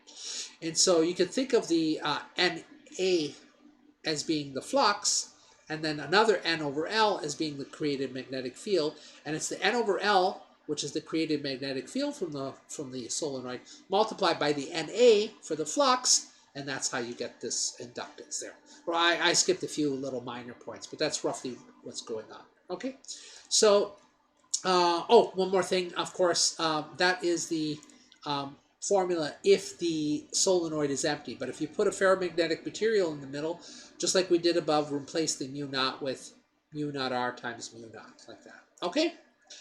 And I think that's enough. We can do a problem, and then we'll come back and we'll do an LR circuit and an LC circuit, and we'll be done. Okay. So let's switch over to our whiteboard here like this, and let's make a solenoid. In fact, why don't we use the solenoid that we used in question number 2? There we go. Copy. Oh, where's this? This aside goes with that problem there. Okay, let me see. Yeah, okay, and then over here, make sure I didn't mess things up. So this is question number 6, like that. Okay, and not what current, but what is the inductance? What is the inductance of a solenoid that has an iron core? It's 5 centimeters long. Yep. What did I do? I really made it ugly, didn't I? Let's copy that. There we go. Okay. And the only other thing I've got to tell you is the cross-sectional area. So what is the inductance of a solenoid that has an iron core, is 5 centimeters long, has 800 loops of wire, and cross-sectional area, I don't know, what should we make it? 1.5 centimeters squared, okay? All right, so what is the inductance of a solenoid that has an iron core, 5 centimeters long, 800 loops of wire, and cross-sectional area 1.5? Okay, so the inductance is getting the symbol L. That's going to equal, let me scroll all the way up here and grab my mu R, mu naught. Actually, I can grab more. Let's see, like this. Okay, there's no current there. And it's going to be N squared A divided by L, like that. Okay, so there's the inductance. And so what's mu R? Mu R is that relative permeability. It's the enhancement factor because you've got iron in the as a core to the solenoid. What's mu naught? It's that permeability of free space. And this is this value right here. And now you can see those henries. You'll see how that all works out. So I'll leave the units in there. You can see how they work out. And what's N? N is the loops of wire. We've got 800 of them. Okay, but it's 800 squared. Okay, what's the cross-sectional area? Well, it's this.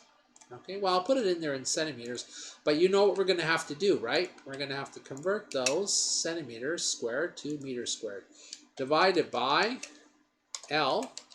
And what's L? L is 5 centimeters long. Okay, So there you go. I've plugged in everything, but it's not an MKS. So on the next line, let's do some MKS there like this. This is fine. That's MKS. That's MKS. We're MKS up till there. But this is 1.5. And how do you convert from centimeters squared to meters squared? You divide by 10,000 right there. Okay, so it's the same as the previous problem. Divided by 10,000. Okay. And again, that converted, this is the conversion of that to meters squared. And then in the denominator, 5 centimeters, that's just going to be 0.05 like that. Okay, so just move the decimal over 2 to the left. All right, let me see here. And you know what? I'm going to put the meters in there, the meters squared in there. And let me put the meters here because watch what happens here for the units. I need another bracket right there. Okay, watch what happens with the units. I've got a Henry per meter there. I've got a meter squared on top and then a meter on the bottom. Well, that meter on the bottom here and this meter on the bottom there will give you meter squared in the denominator. There's meter squared in the numerator. They cancel, leaving just a Henry behind. Okay, and a Henry is a measure of inductance. Okay, so plug that into my calculator. Get rid of the units because it doesn't understand units. All right, this is not bad. It's equal to 12, that's what I'm at, 12.1 Henrys. There you go. All right, easy enough. Now, 12.1 Henrys is pretty big. Okay, you know, generally you're speaking millihenries, but you know, there you go. All right, so what is, again, you know, what does this inductance mean? What does that millihenry, that 12.1 millihenry mean? It's a measure of how much, how vigorously this inductor wants to keep the current traveling at the same speed, okay? And not change, okay? And if the current does change, you get a delta I over delta T. So if there's a rate of change in the current, this tells you how much voltage is created for that change of current, okay? So, you know what, maybe a simple little example will do it. You know what? Why not? So, how much voltage, or a better way to put this is, what is the induced voltage across an inductor with L equals, we'll use the same number, why not 12.1 Henrys, if the current changes from, I don't know, from 1.0 amps to 0.5 amps in 0.1 seconds. Okay? All right, so this will help on, you know, solidify in your mind what is meant by inductance. So how much voltage is induced? Why is this voltage being induced? It's being induced by the inductor. Why is the inductor inducing a voltage? Because the current is changing in that inductor over time. And the formula is V is equal to L. And I need some deltas. There we go. Delta I divided by delta T. Whoop. Delta T, there like that, okay? So what's I? Well, there it is, 12.1 Henrys, and it's already in MKS units. What's delta I? That's your change in I. Well, you're going from 1 to a half, so you know what, let's make it a different number, just so you can see the, you know. So it's going to be like the delta there is going to be 0.25, that's your after minus your before, like this. And that's in amps. And what's your delta T? It's 0.1 seconds. Okay. And let's just crunch that in our calculator.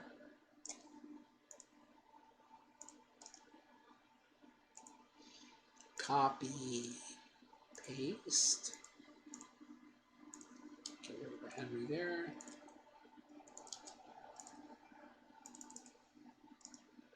There you go. minus 90.75 volts. Now the negative sign, don't worry about it because it's, again, it's a direction. It has to do with Lenz's law, but that's okay. So 90.75 volts would be induced. Okay, and now that's a pretty big current, and that's a short period of time, and so that creates, you know, a substantial voltage. All right, so I just did that problem impromptu because it kind of gives you a sense of you know, what this inductor does. Okay. All right, let me look in the chat here, and then all right, 6 people watching and no questions. Okay, last thing, let's switch back to our notes, and I guess there's 2 more things. So inductors in series and in parallel. I really don't want to do a problem with this. If you need me to, I'll do it in the you know, ask me in the chat. But you know, inductors in series, they just add. Inductors in parallel, the reciprocals add. Okay, and I'm stating that without proof. Okay, the proof is not that hard. It's very similar to the proof for like when I did it for resistance. So I just don't feel that it's useful to do it again. But RL circuits are kind of interesting. Okay, and this is it looks a little complicated here because you have a 2-way switch. When the switch is in position 1, then the battery's in the circuit and it starts the current going. And when the switch is in position 2, then the battery's out of the circuit and the current passes through the resistor and it winds down. So in position 1, the battery will wind up the current.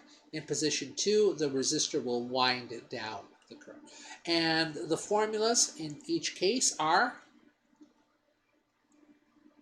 this one for when you're winding up, building up your current, and this one for when you're winding down your current. There's that tau, which is the characteristic time constant, and in this case, tau is going to equal L divided by R. Okay, for RC circuits, tau is equal to R times C, but for LR circuits, tau is equal to L divided by R. All right, so let's do a problem with this, and then go on. All right, so let me switch back to my whiteboard. This, and I don't know, what are we up to? Question number 8 here. Question number 8. We put a 15-volt battery in series with a I don't know, 55 millihenry inductor and a 10 kilo. Oh, let me get a nice little ohm symbol here. Omega.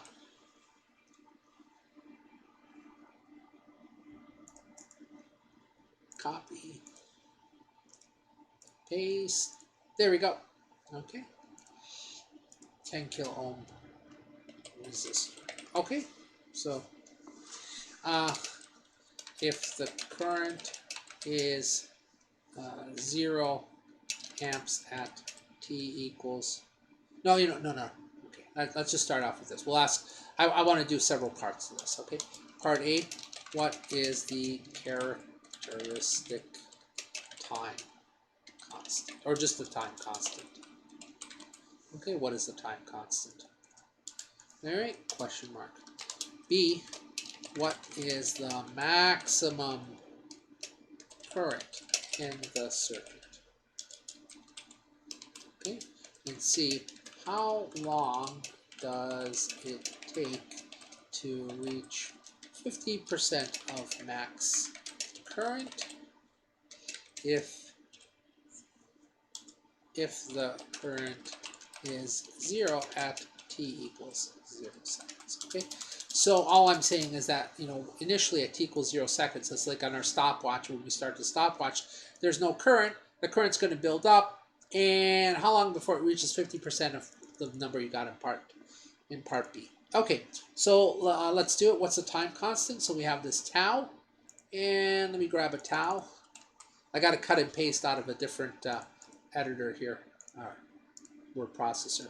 So paste, tau is equal to L divided by R.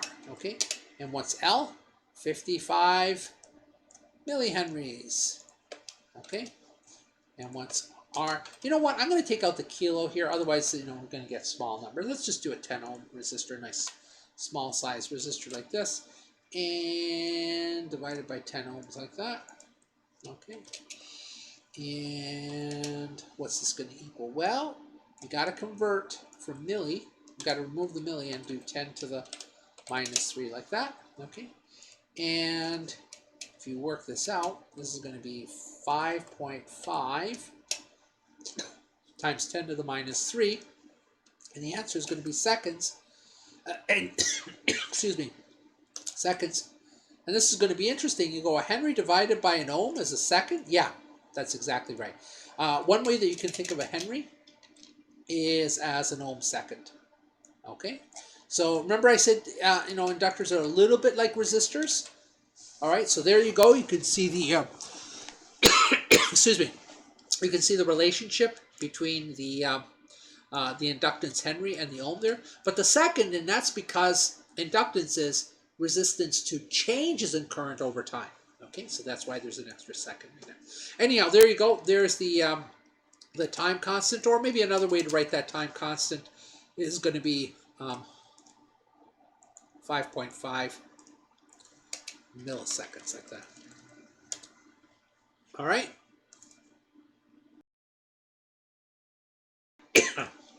Okay, so that answers part A. Now, part B, what is the maximum current? So the maximum current, it's as if the inductor weren't even there. I mean, it's really the resistor that's going to limit the maximum current. Okay, and so it's just basically Ohm's law. So what's Ohm's law say? V is equal to IR, like that. Okay, and so you could say that I is equal to V divided by R, and we can put a little naught there, meaning maximum current, like that. All right. The inductor is just going to be part of the circuit that, limits, or because the inductor resists how fast the current changes, it limits the rate at which the current changes. That's all that the inductor is going to do. It's going to just like slow down the approach of the circuit to maximum current. But it's not going to actually change the maximum current. The value of the maximum current will be the same no matter what the inductor is. And so we have a 15-volt battery divided by a 10 ohm resistor like this. And that gives us 1.5 amps.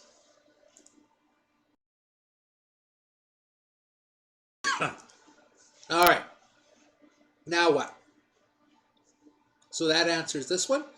And now part C is the current at some time, later time, is equal to the initial current multiplied by 1 minus e to the exponent minus t divided by tau. Like that. All right?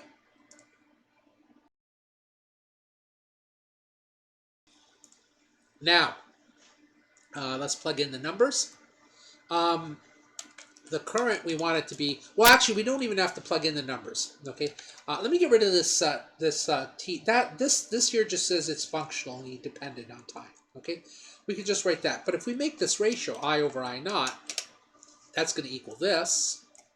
Okay, and what's I over I naught? Well, I told you 50% of maximum. So this is 50% of that. In other words, the ratio is 0.5. That's going to equal 1 minus this right here. Okay? And now what? Well, let's rearrange this so we get that, isolate the exponential. And that's going to equal 1 minus 0.5. And 1 minus a half is, of course, a half.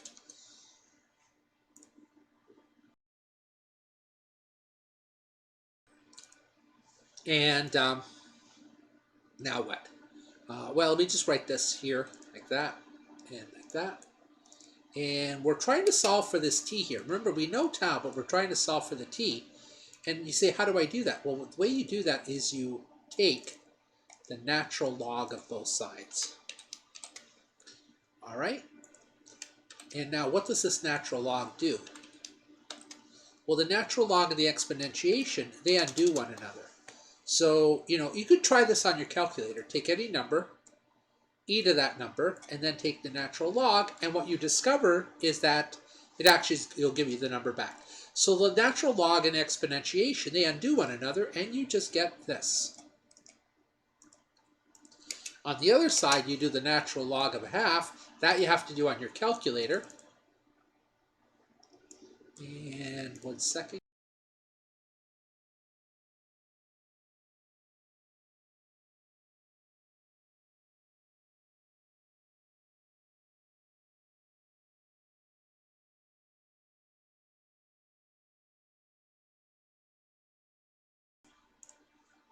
Oops, what am I doing here? I keep making mistakes.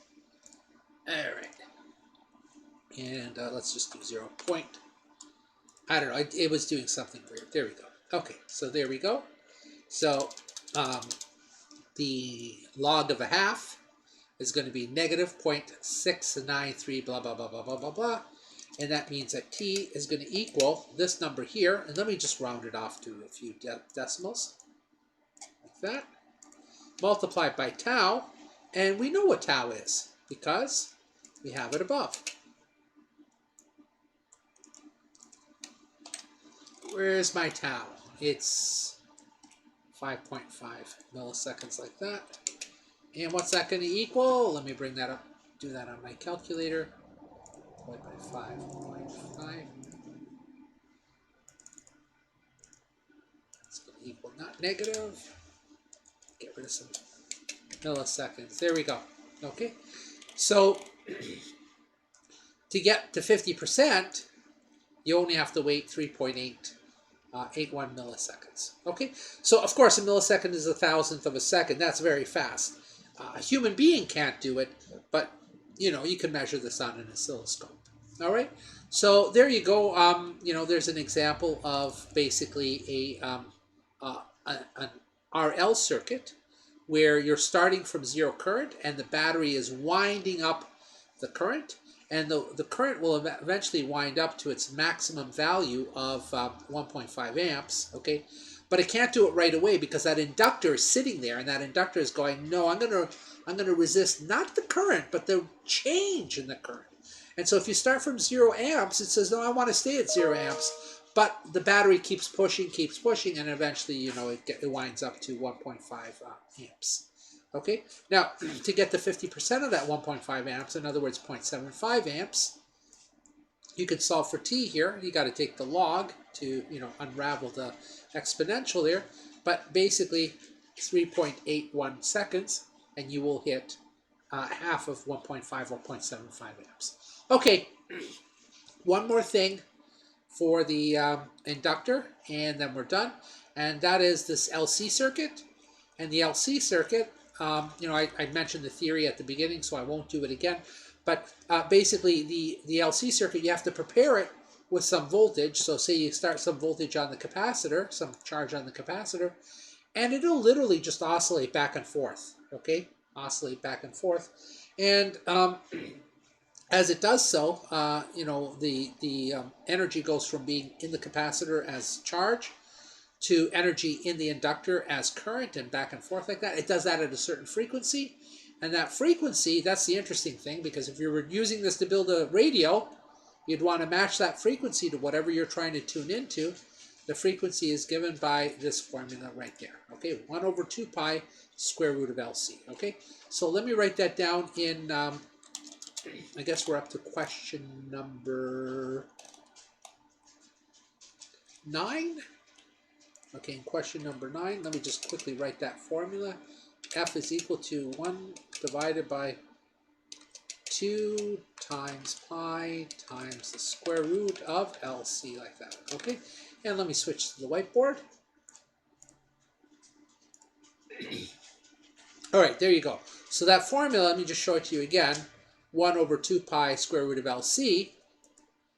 In the whiteboard, that looks like 1 divided by 2 pi square root of LC, okay?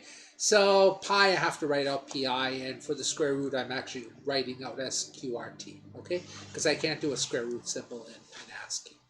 All right, let's do a simple little problem here. I don't know, what should we do? What size inductor do we need to listen to 750 kilohertz radio. All right.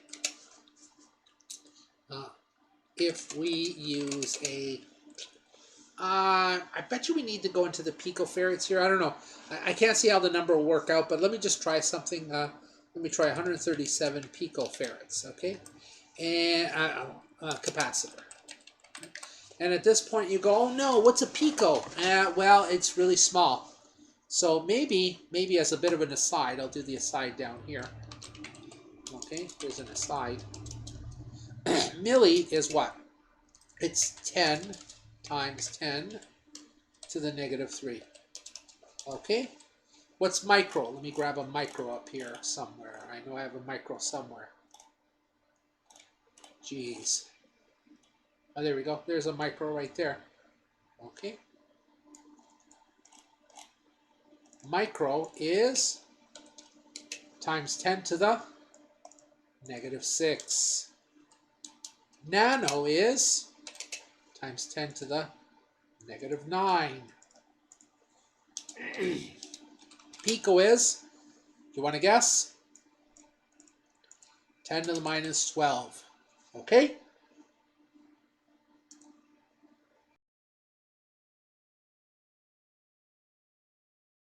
All right. All right. So, what are we doing here? We're solving for, okay, we're solving for L because we want the inductor. So you know what? I mean, it's probably best if we try to rearrange this right away before we plug in numbers, because otherwise it's kind of hard. So I'm going to square everything to start with. So I'm going to get F squared is going to equal 1 divided by 2 squared is 4. Pi squared is pi squared. And then the square root, when you square the square root, it goes away, so I just get an L and a C like that. Okay? And now what? Well, now I want to solve for L. So I'm going to multiply both sides by L, so I get L is equal to all of this. But then the L is gone there. Okay? And then I want to isolate L, so I've got all of this again, but I'm going to divide both sides by, whoops, what did I do? Sorry, guys. Oh, come on. There we go. I'm going to divide both sides by F squared. So I'm going to put that right over here, and then that F squared there is gone. And there you go. The reason I did that is because now it's a lot easier to plug in the numbers. Okay, so I got 4 times 3.14, and that's squared though. Okay, so that's by pi. Put some spaces in there. Pi squared. Okay, multiplied by what? The frequency squared. And what did I say the frequency was? 750. Kilo is what though? Kilo is times 10 to the exponent 3, and that's all squared. Okay, so there's the 750 kilohertz squared multiplied by C,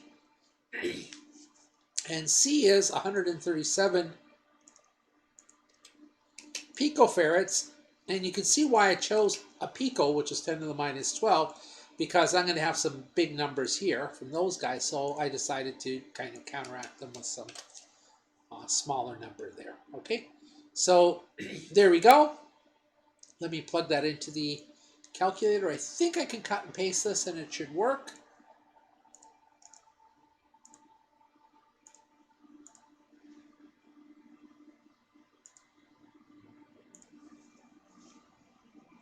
Oh, wait a sec.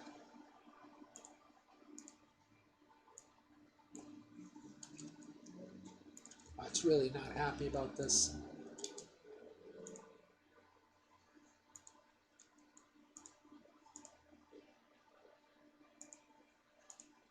There we go. And it's actually a reasonable number. That's in henries. And again, let me just change this to the notation we've been using. There you go. It's 3.29 times 10 to the minus 4 henries, which I could write as 32.9 millihenries like that. Okay?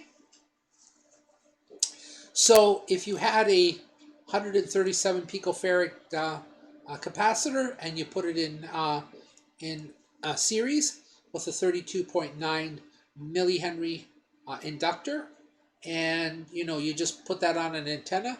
You could actually put like probably a little earphone across the inductor, and believe it or not, you would hear the radio frequency. You would hear whatever's happening at that particular frequency. Okay, and there you go. That's how a radio is made. All right, so we've been going for 2 hours now, and I've gotten through all of the magnetism. Let me see what's happening in the chat here.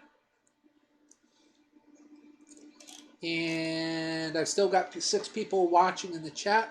How about a 15-minute break? Does that sound okay? If that sounds okay, just say okay in the chat.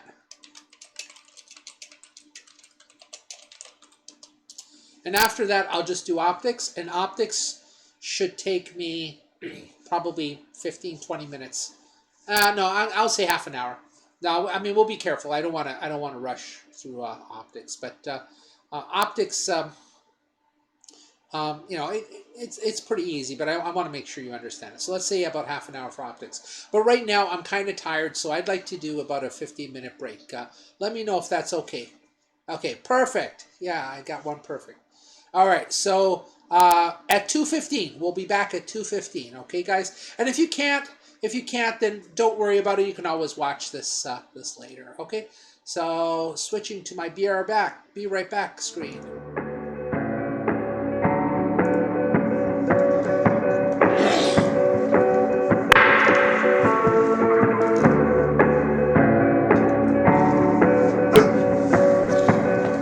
Are you hungry, Dad?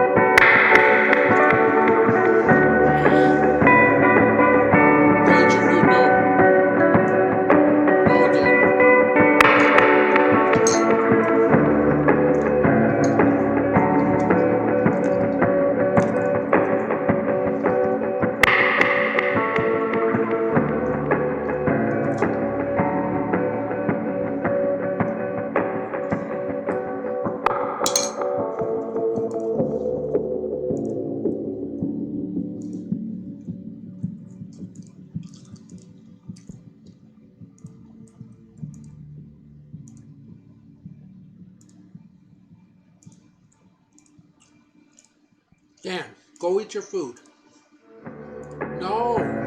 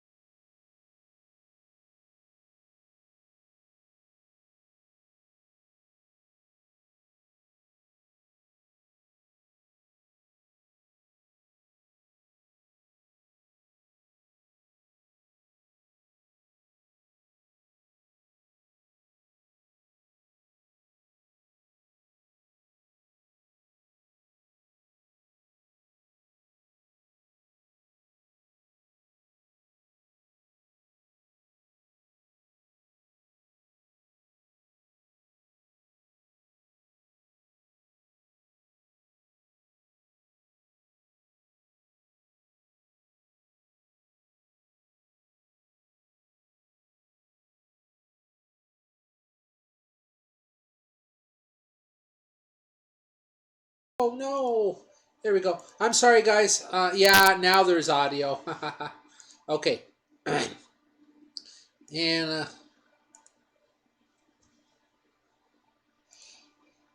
all right, let me start over again. Sorry about that. Now we've got audio going. I had it on mute so that you wouldn't hear me when I as I was having a bite to eat over the break there. But all right. So in our Moodle site here, uh, optics. There's the assignments. I think I only have 3 questions in there, and it doesn't take a lot. But there's also going to be some qualitative stuff on the final exam on the nature of light, and so you should go look over the notes, and that's the April 28th notes. So let's start there. Okay.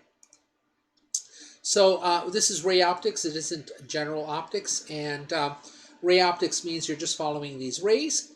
And a ray is basically that line which is perpendicular to the wavefronts as they propagate. And you remember we actually saw rays when we were looking at refraction and reflection. Okay, so this is the optics of tracing out those rays. All right, there's 2 types of optical devices that you can look at for ray optics. One of them are mirrors, and they're based on reflection, and lenses, they're based on refraction. And to remind you what refraction is, it's basically when you have a piece of glass, and oh, there we go. Yeah, we have some glass or any material, and so like let's see if I can squeeze this in here. There we go. I think you can see that now. Yeah, good. We can see that. So you say you have like a triangular piece of glass like that, okay, and and you have air out here. Well, the air might have one index of refraction, the glass might have another index of refraction. So when a ray meets the interface between the air and the glass, it's going to bend, okay? And it's going to bend according to Snell's law, all right? Now, we studied Snell's law already. We're not going to study it again, but I have to refer back to it because that is the phenomenon that's causing the bending. And if you have particular shape of glass, then what will happen is you'll have bending at one interface, that is from the air to the glass, but you'll have bending again when you go from the glass to the air. And it's like a double refraction there, and then you'll get this ray, which would have gone straight along this dashed line, but it's actually been bent through this angle phi.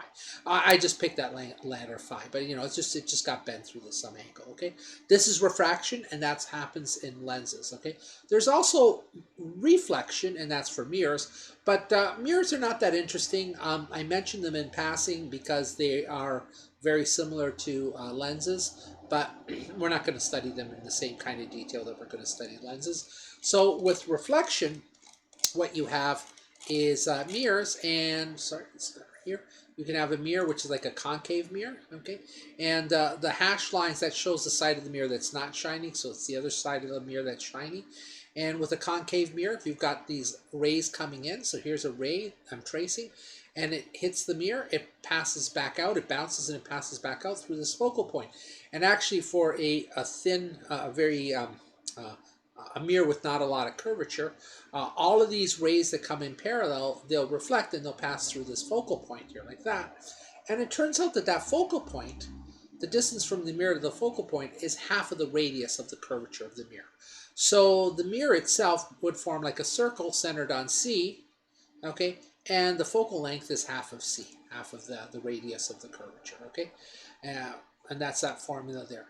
We're not even going to use it, but, just for completeness, that's how mirrors are made, okay? So basically you've got like a circle, or concave mirrors. You've got like a circle or a sphere, and the sphere has radius r. You cut off just a piece of the sphere, like a little segment of the sphere, and the focal length of that segment of the sphere will be half of the radius of the entire sphere, okay? You also have convex lenses, which are the opposite. And so, the shiny side here is on our right, and the not shiny side is on the other side. And when rays come in now, instead of passing through, bouncing and passing through a focal point, now they bounce and they pass away from this focal point right here, okay? And so you can see a ray coming in and bouncing out, a ray coming in and bouncing out, and they're bouncing away from that focal point right there.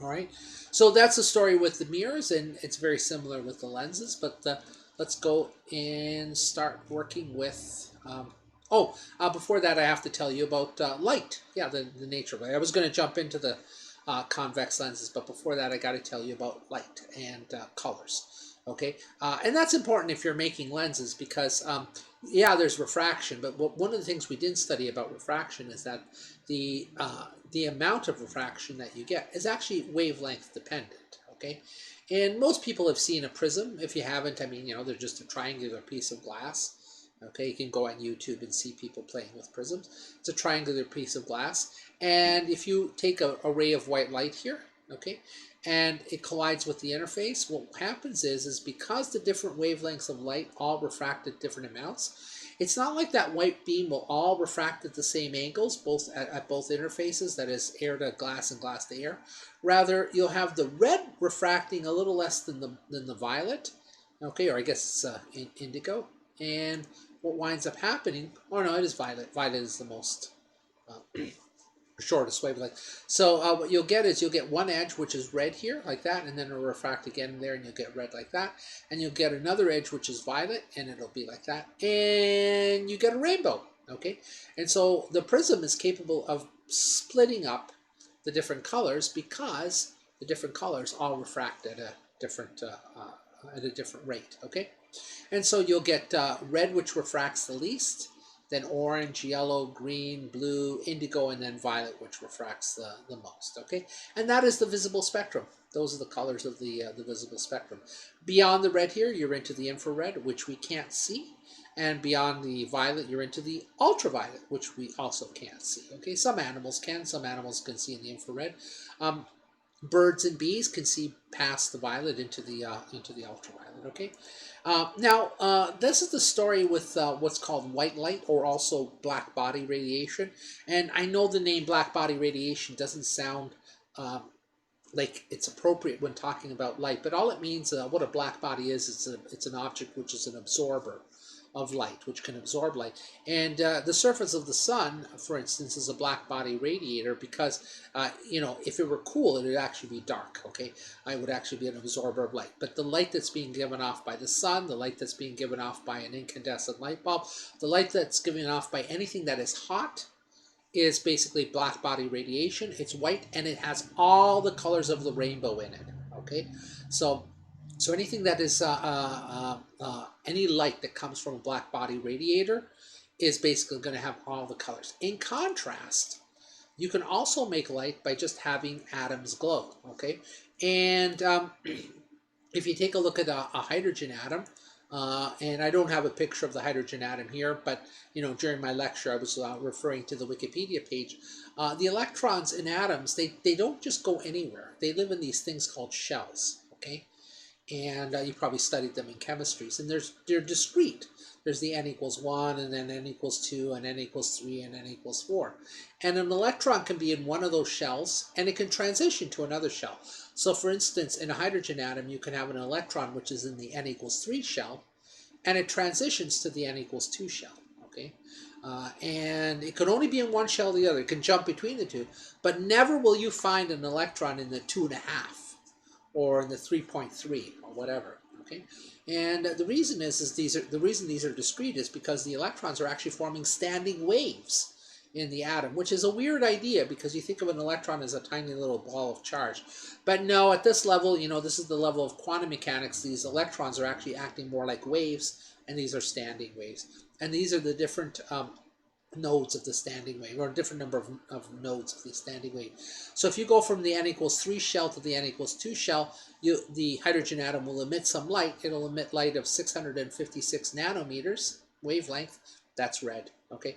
If an electron, this is hydrogen atom, if the electron is in the n equals 4 shell and it drops down to the n equals 2 shell, it does that quickly. It'll emit light, and it'll emit light of 486 nanometers, okay? And so because the shells are discrete, the colors of the light coming off of atoms are discrete, okay? So that's in contrast to black body radiation. So for black body radiation, you get all the colors of the rainbow, whereas for glowing atoms, you just get these discrete colors, okay? And I did show you that during the lecture, okay? This seems like a good place to mention, what light really is, like how do we understand what light is? And white light is all the colors of the rainbow, whereas light coming from, say, neon signs or other glowing atoms are basically just discrete colors. Okay. Now, if you pass them through a lens, pass them through a prism, the prism will actually split out the colors. Okay. And if you're a lens maker, you got to know that, because you don't want all of your you don't want to make lenses where, like, when people are using the lenses as corrective vision, that everything's going to have like a rainbow haze around it. Okay. So you have to be sensitive to how light is made up of these different wavelengths, and that the lenses, because of the varying refractions, will actually split apart those different colors. Okay, so a bit of an aside, but an important aside. Okay, so we'll start off with convex lenses. Okay, and convex lenses are basically thicker in the middle and thinner at the end points, like that. And it doesn't matter exactly what the shape is, as long as they're thick in the middle and thin at the end points, they're going to act like convex lenses. And what convex lenses do is they'll take rays and they'll converge them. So rays that come in parallel will get converged through the focal point. Okay, and there's a few things you should know, a few measurements you should know before I start drawing these ray diagrams, and that is measuring distances from the lens. So in this diagram here, this isn't a ray diagram. I just drew it because I didn't want to draw a ray diagram on top of this, and that would get too busy. I just showed you some distances to look out for. And so in the very middle here, this is the lens itself. It's a convex lens. Okay, that's the thicker in the middle lens. Okay, and it's sometimes drawn this way. Sometimes they'll actually draw it as a convex lens, but sometimes they'll just draw it as a straight line with an arrow on the top and the bottom, like that, symbolically. And you can see some distances here. Here's an object. An object is usually depicted as an arrow or maybe a candle. They'll do that too. And the distance from the lens to the object, DO. Okay, there's an image formed, all right, and you'll see different types of images, but there'll be an image formed. The distance from the image to the lens, we'll call that DI. Okay, there's those focal points. The distance from the focal points to the lens, we'll call that F. Okay, in both cases. And then there's also going to be an object, the height of the object, we'll call that HO, and the height of the image, that's HI, they're like that. Okay, so just to give you some definition of the quantities there, like that. All right, and what we're going to do is we're going to do what's called ray tracing, and the way that's done is you start with the object and you simply trace like some of the rays that leave the tip of the object. So the object, I mean, you could draw it like this thick arrow here, my black arrow there. Okay, you could think of that as the object. And what you can think of is like every point of the object is going to be emitting light in all different directions. Okay, they're emitting light in all different directions. Now you can look at any point in the object and say what direction are the lights, are the rays going in. But we don't have to trace all those rays. That's too much information. You can just start from the very tip here. Okay, and from the very tip you've got like these rays, and they're going off in all different directions. You only need to trace 2 of them to see where the image is formed. Okay, I'll show you how to trace 3 of them, but 2 of them is sufficient to show where the image will be formed. And so let's scroll down to our first ray diagram. There, like that. And so here's a ray diagram. Here is a convex lens. Here's a focal point F2 and F1. They're the same distance from the lens. I just call them F1 and F2 so that I can refer to them differently in the diagram. And here's an object here. Okay, and you can see from the tip of the object you've got a whole bunch of rays, but I'm just going to trace 3 of them. One ray goes in parallel, and then when it reaches the lens, gets bent and passes through one of the focal points. Another ray passes through the very middle of the lens and just doesn't get bent at all. And a third ray goes through the first focal point, and then first goes through a focal point and then goes out parallel. And you'll see that they'll all meet at a point here, and that's where the image is formed. Okay. Now this image here is being formed by rays converging together. You can see these 3 rays, they're coming closer and closer together. And so they will converge, and they will converge at a point here. And that is where you have to put a screen. Whenever an image is formed by converging rays and you need a screen, it's called a real image. This image is also upside down. I mean, it doesn't look that good here, but that arrow is upside down compared to that arrow. So this is called an inverted image. So this image here is known as, it's both real and inverted. Real because the rays converge, and inverted because the image is upside down with respect to the object. Okay. Another situation is, by the way, this happened because we got the real image because the object was further from the lens than the focal length. Okay. And I'll show you the other cases, but actually before that I should probably give you the formulas. This is one of the formulas that we'll use. Okay, this is a lens maker's formula. Okay, and so 1 over the focal length is equal to 1 over the distance from the object to the lens plus 1 over the distance from the image to the lens. Okay, and then there's also a formula for the magnification. Once you've solved the previous formula, you've got di and do, and if you put di and do in there, you get the magnification, and there's a negative sign there. And the negative sign just is there because when you've got a real image, both di and do are positive, okay? But the image is inverted, so the negative sign actually, whenever you get a negative magnification, it just means that the image is inverted, okay?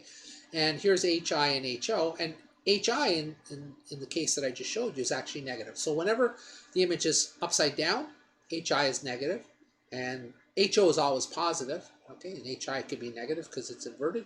So a negative divided by a positive number will give you a negative magnification. Now the negative in the magnification just means that it's inverted.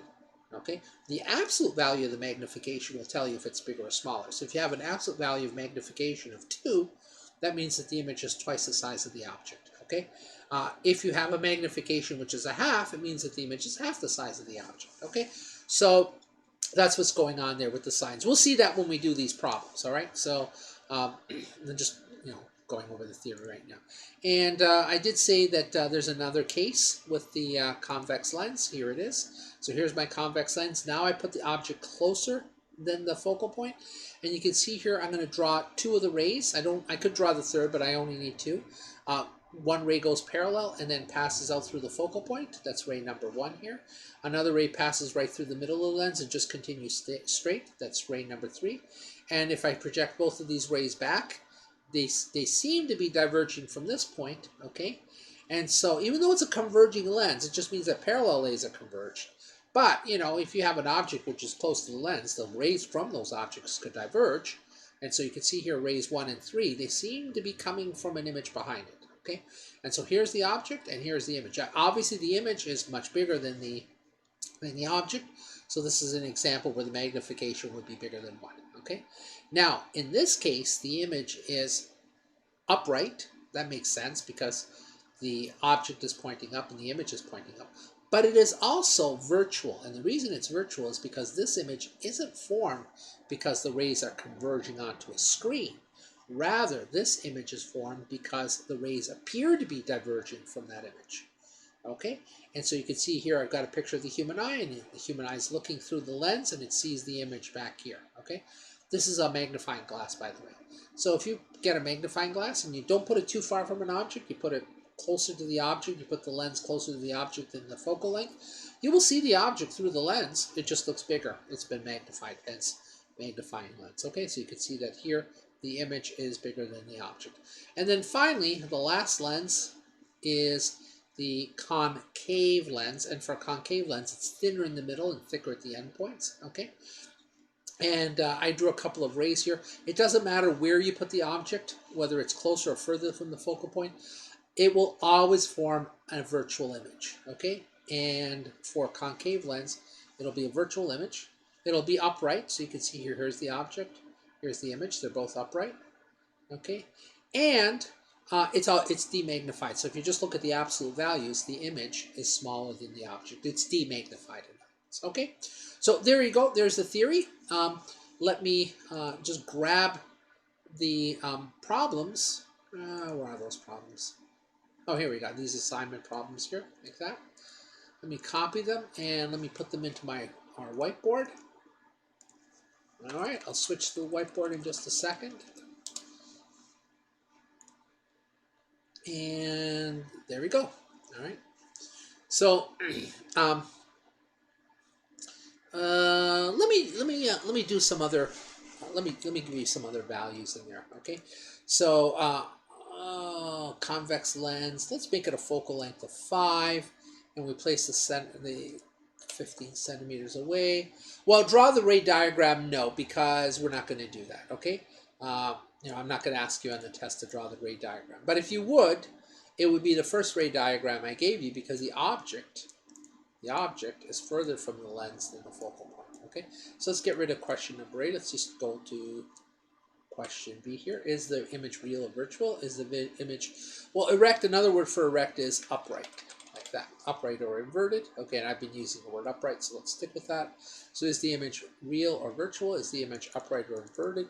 And how far, so A, B, C, how far from the lens is the image formed? Okay, and then D, what is the magnification? Okay, and here, question number 2 is, repeat question number 1, but assume that the object is placed 1 centimeter from the lens instead of 15. Okay, instead of 15 centimeters. All right, and then question number 3 is repeat question number 1, but assume we're dealing with a concave lens, not a convex lens. Okay, these 3 questions cover all the possibilities with the lenses that we've studied. Okay, so there's not an infinity of possibilities. All right. Okay, so let's start. All right. So the first one is, well, like I asked you to draw the ray diagram, but on the test I won't ask you to draw the ray diagram because it's multiple choice. But still, if you were to draw the ray diagram that you would get would look like this. And let me switch back to it. It would look like, whoops, I went too far there. That's the ray diagram for question number 1. Why is this the ray diagram? Well, because the object is further from the convex lens than F. Okay? In other words, DO is bigger than F. All right? So when DO is bigger than F, all right, you're going to get an image which is real, all right, and inverted. All right, that answers part A and part B. Why? Well, indulge me a little bit. We'll switch back again. It really doesn't matter how far DO is out here, as long as it's further from the lens than F. What's going to happen is these rays are going to come together on the other side of the lens, and they're going to converge to form the image. And when you're converging to form the image, then you've got a real image. Okay, so that's number 1. So when DO is bigger than F, the image is real. And number 2, when the image is real, look at how it's being formed. The arrow is pointing up, the object arrow is pointing up, but the image arrow here is pointing down. Okay, and if you look at that, you can see that it's inverted. Okay, and so the second thing that happens if DO is bigger than F is that your image is inverted. All right, and so that's just something that you conclude here, and you conclude this when DO is bigger than F. You conclude this by just looking at the ray diagram. Okay, so once again, when DO is bigger than F, the image is real and inverted. All right, that answers both part A and part B. How far is how far from the lens is the image formed? Well, for that one, we're going to need 1 over F. Whoops, 1 over F is going to equal 1 over DO plus 1 over DI. Okay, and we're solving for image. How far is the image? So we're solving for DI. So let me just rearrange this equation by subtracting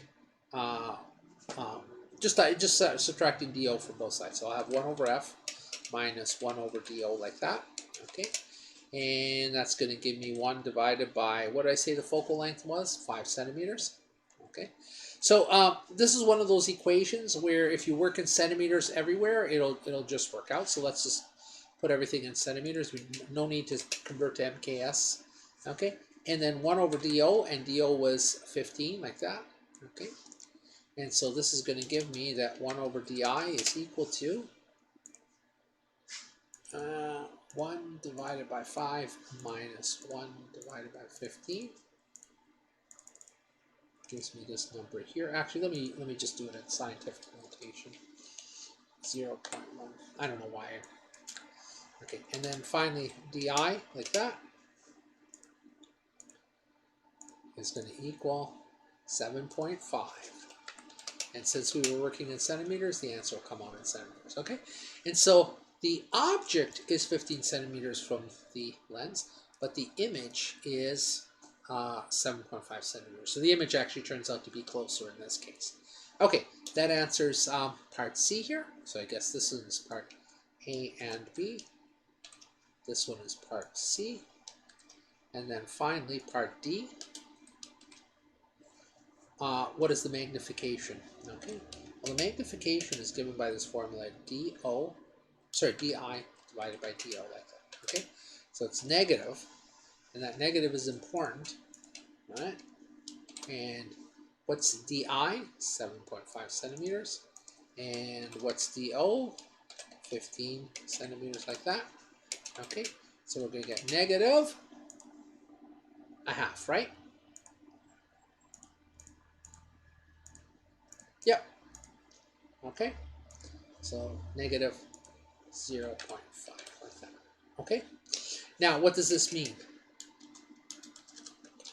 This means the image is inverted, which we already knew because the magnification is less than 0, and the image is smaller than the object. Okay? Why is it smaller than the object? Well, because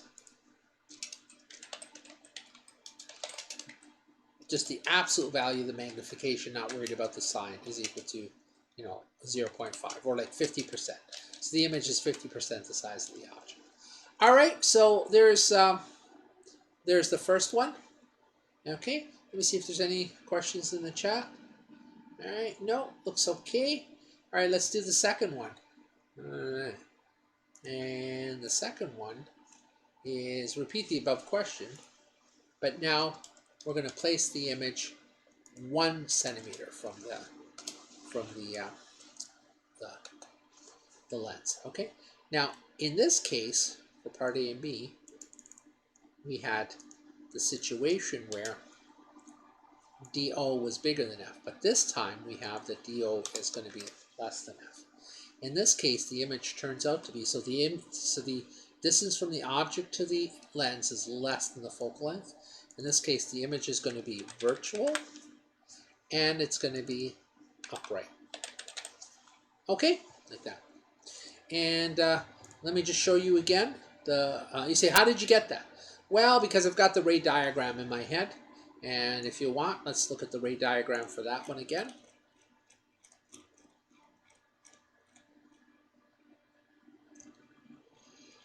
There it is. There's the ray diagram for that one, okay? And so you can see here's the focal point. Now, unfortunately, it just turned out this way, but you can see the dot there. It's right beside the eye, okay? And, I used the ruler, and I wasn't going to try to fudge it or anything. But, yeah, that little dot there beside the eye, that's the focal point, okay? And you can see the O there, that's where the object is. So the distance from the object to the lens, that distance in there is smaller than the focal length there, like that. And so you can see it also on the other side. The focal length is definitely bigger than DO. So in that case, what do you get? Well, here's the image. It's virtual, and it's upright. Okay. The other thing we'll find is that in absolute value, the image is bigger than the object. Okay, so it'll be a magnification greater than 1. All right, let's switch back to the whiteboard. Let's see what we get here. So that's part A and B. The image is virtual and upright. Here's part C. Where is the image formed? Okay, so there's the lens formula. And there's the lens formula rearranged. All right, but now the DI is not 15. DI is just 1, like that. Okay, and I'll just give you the answer right away. DI is going to equal, okay, 1 divided by 5 minus 1, and then all of that reciprocal, and it gives you this number here, and that's in centimeters. And the first thing you'll notice is, DI is negative. So why? When DI is negative, it means that the image is on the same side of the lens as the object. Okay? So when the image and the object are on the same side, that's when you're going to get that DI is negative. Okay, so that's what's going on there. All right? So, yeah, the distance from the image to the lens is going to be 1.25 centimeters. and the negative there means that the image is on the same side of the lens. In other words, that's why it's virtual, because you have to look through the lens to see the image. Okay, then finally, what's the magnification? It's given by this formula here. All right, well, let's get rid of the numbers there because these are not correct in our case. So it's going to be this. All right, now di is actually this number here. So there's a minus sign in front, but then in addition to that minus sign, there's also this minus sign. Whoops, like that. Okay, and so there's two minus signs here. Oh, funny, one minus sign is longer than the other. There we go, now they're the same. Okay, and so the minus minus will actually give you a plus, and this will work out to, oh no, what am I doing? DO is 1. Whoops, there we go. This will work out to 1.25, okay? And I'm going to put a positive in front just to emphasize that the image is upright. So positive here, m is greater than 0 means the image is upright. Also, the absolute value of m is bigger than 1 means that the image is bigger than the object. Okay, and that's what you would expect because this is a magnifying glass.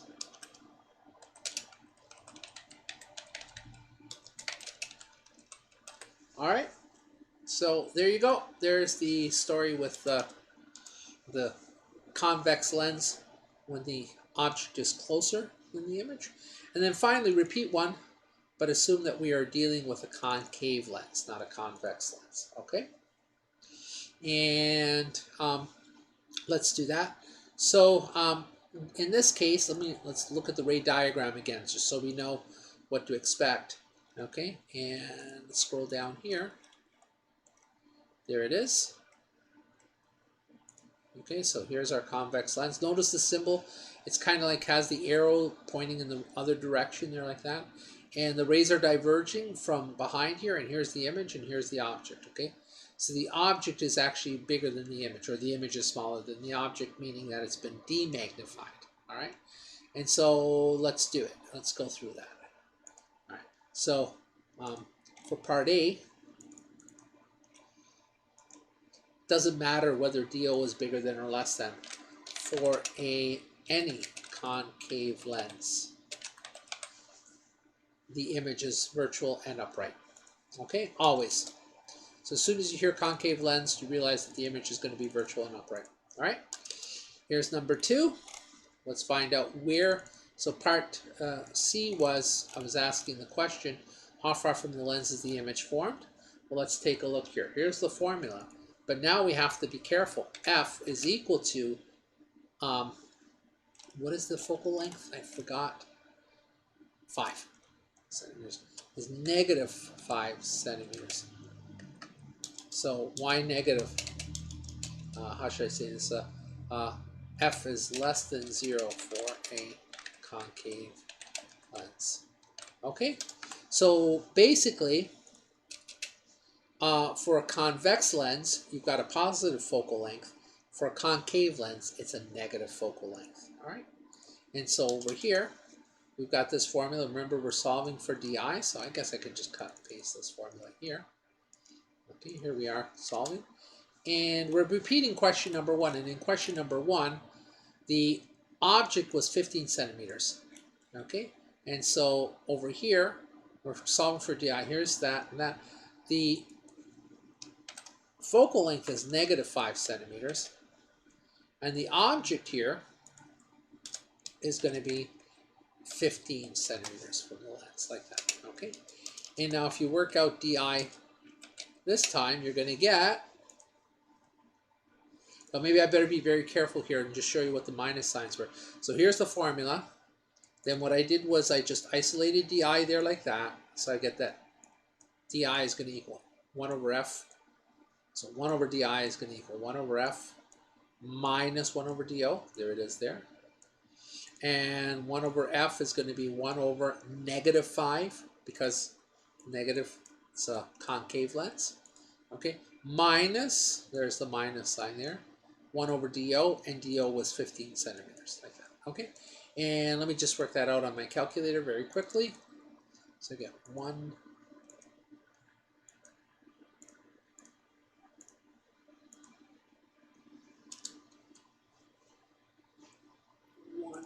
divided by 15,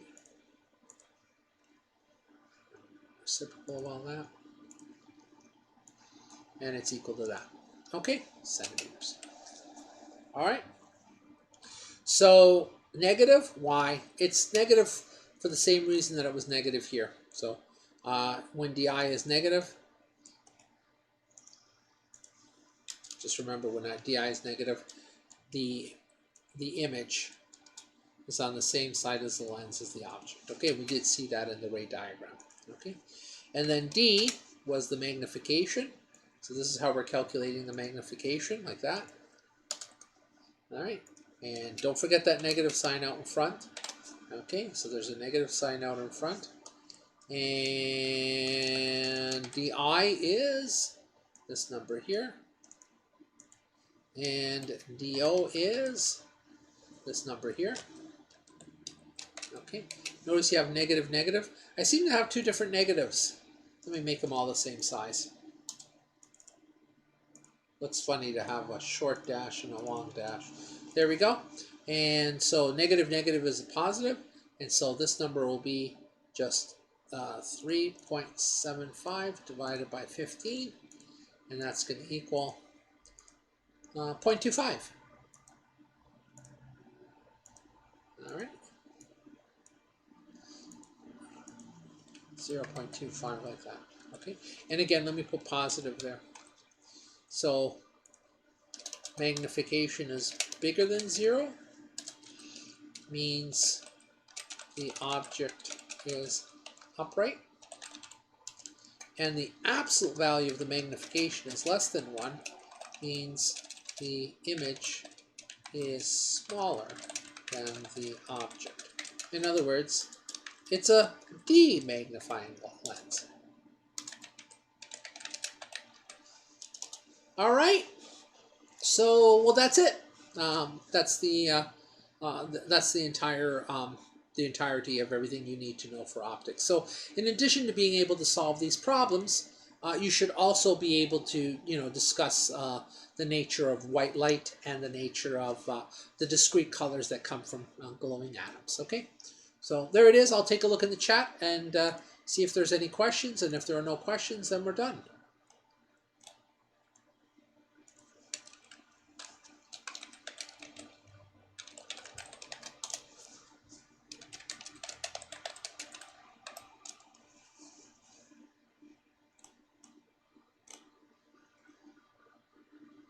All right, so I got a thumbs up.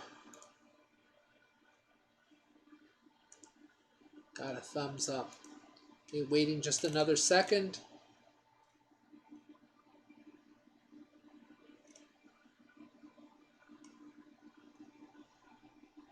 All right, guys. Bye-bye. And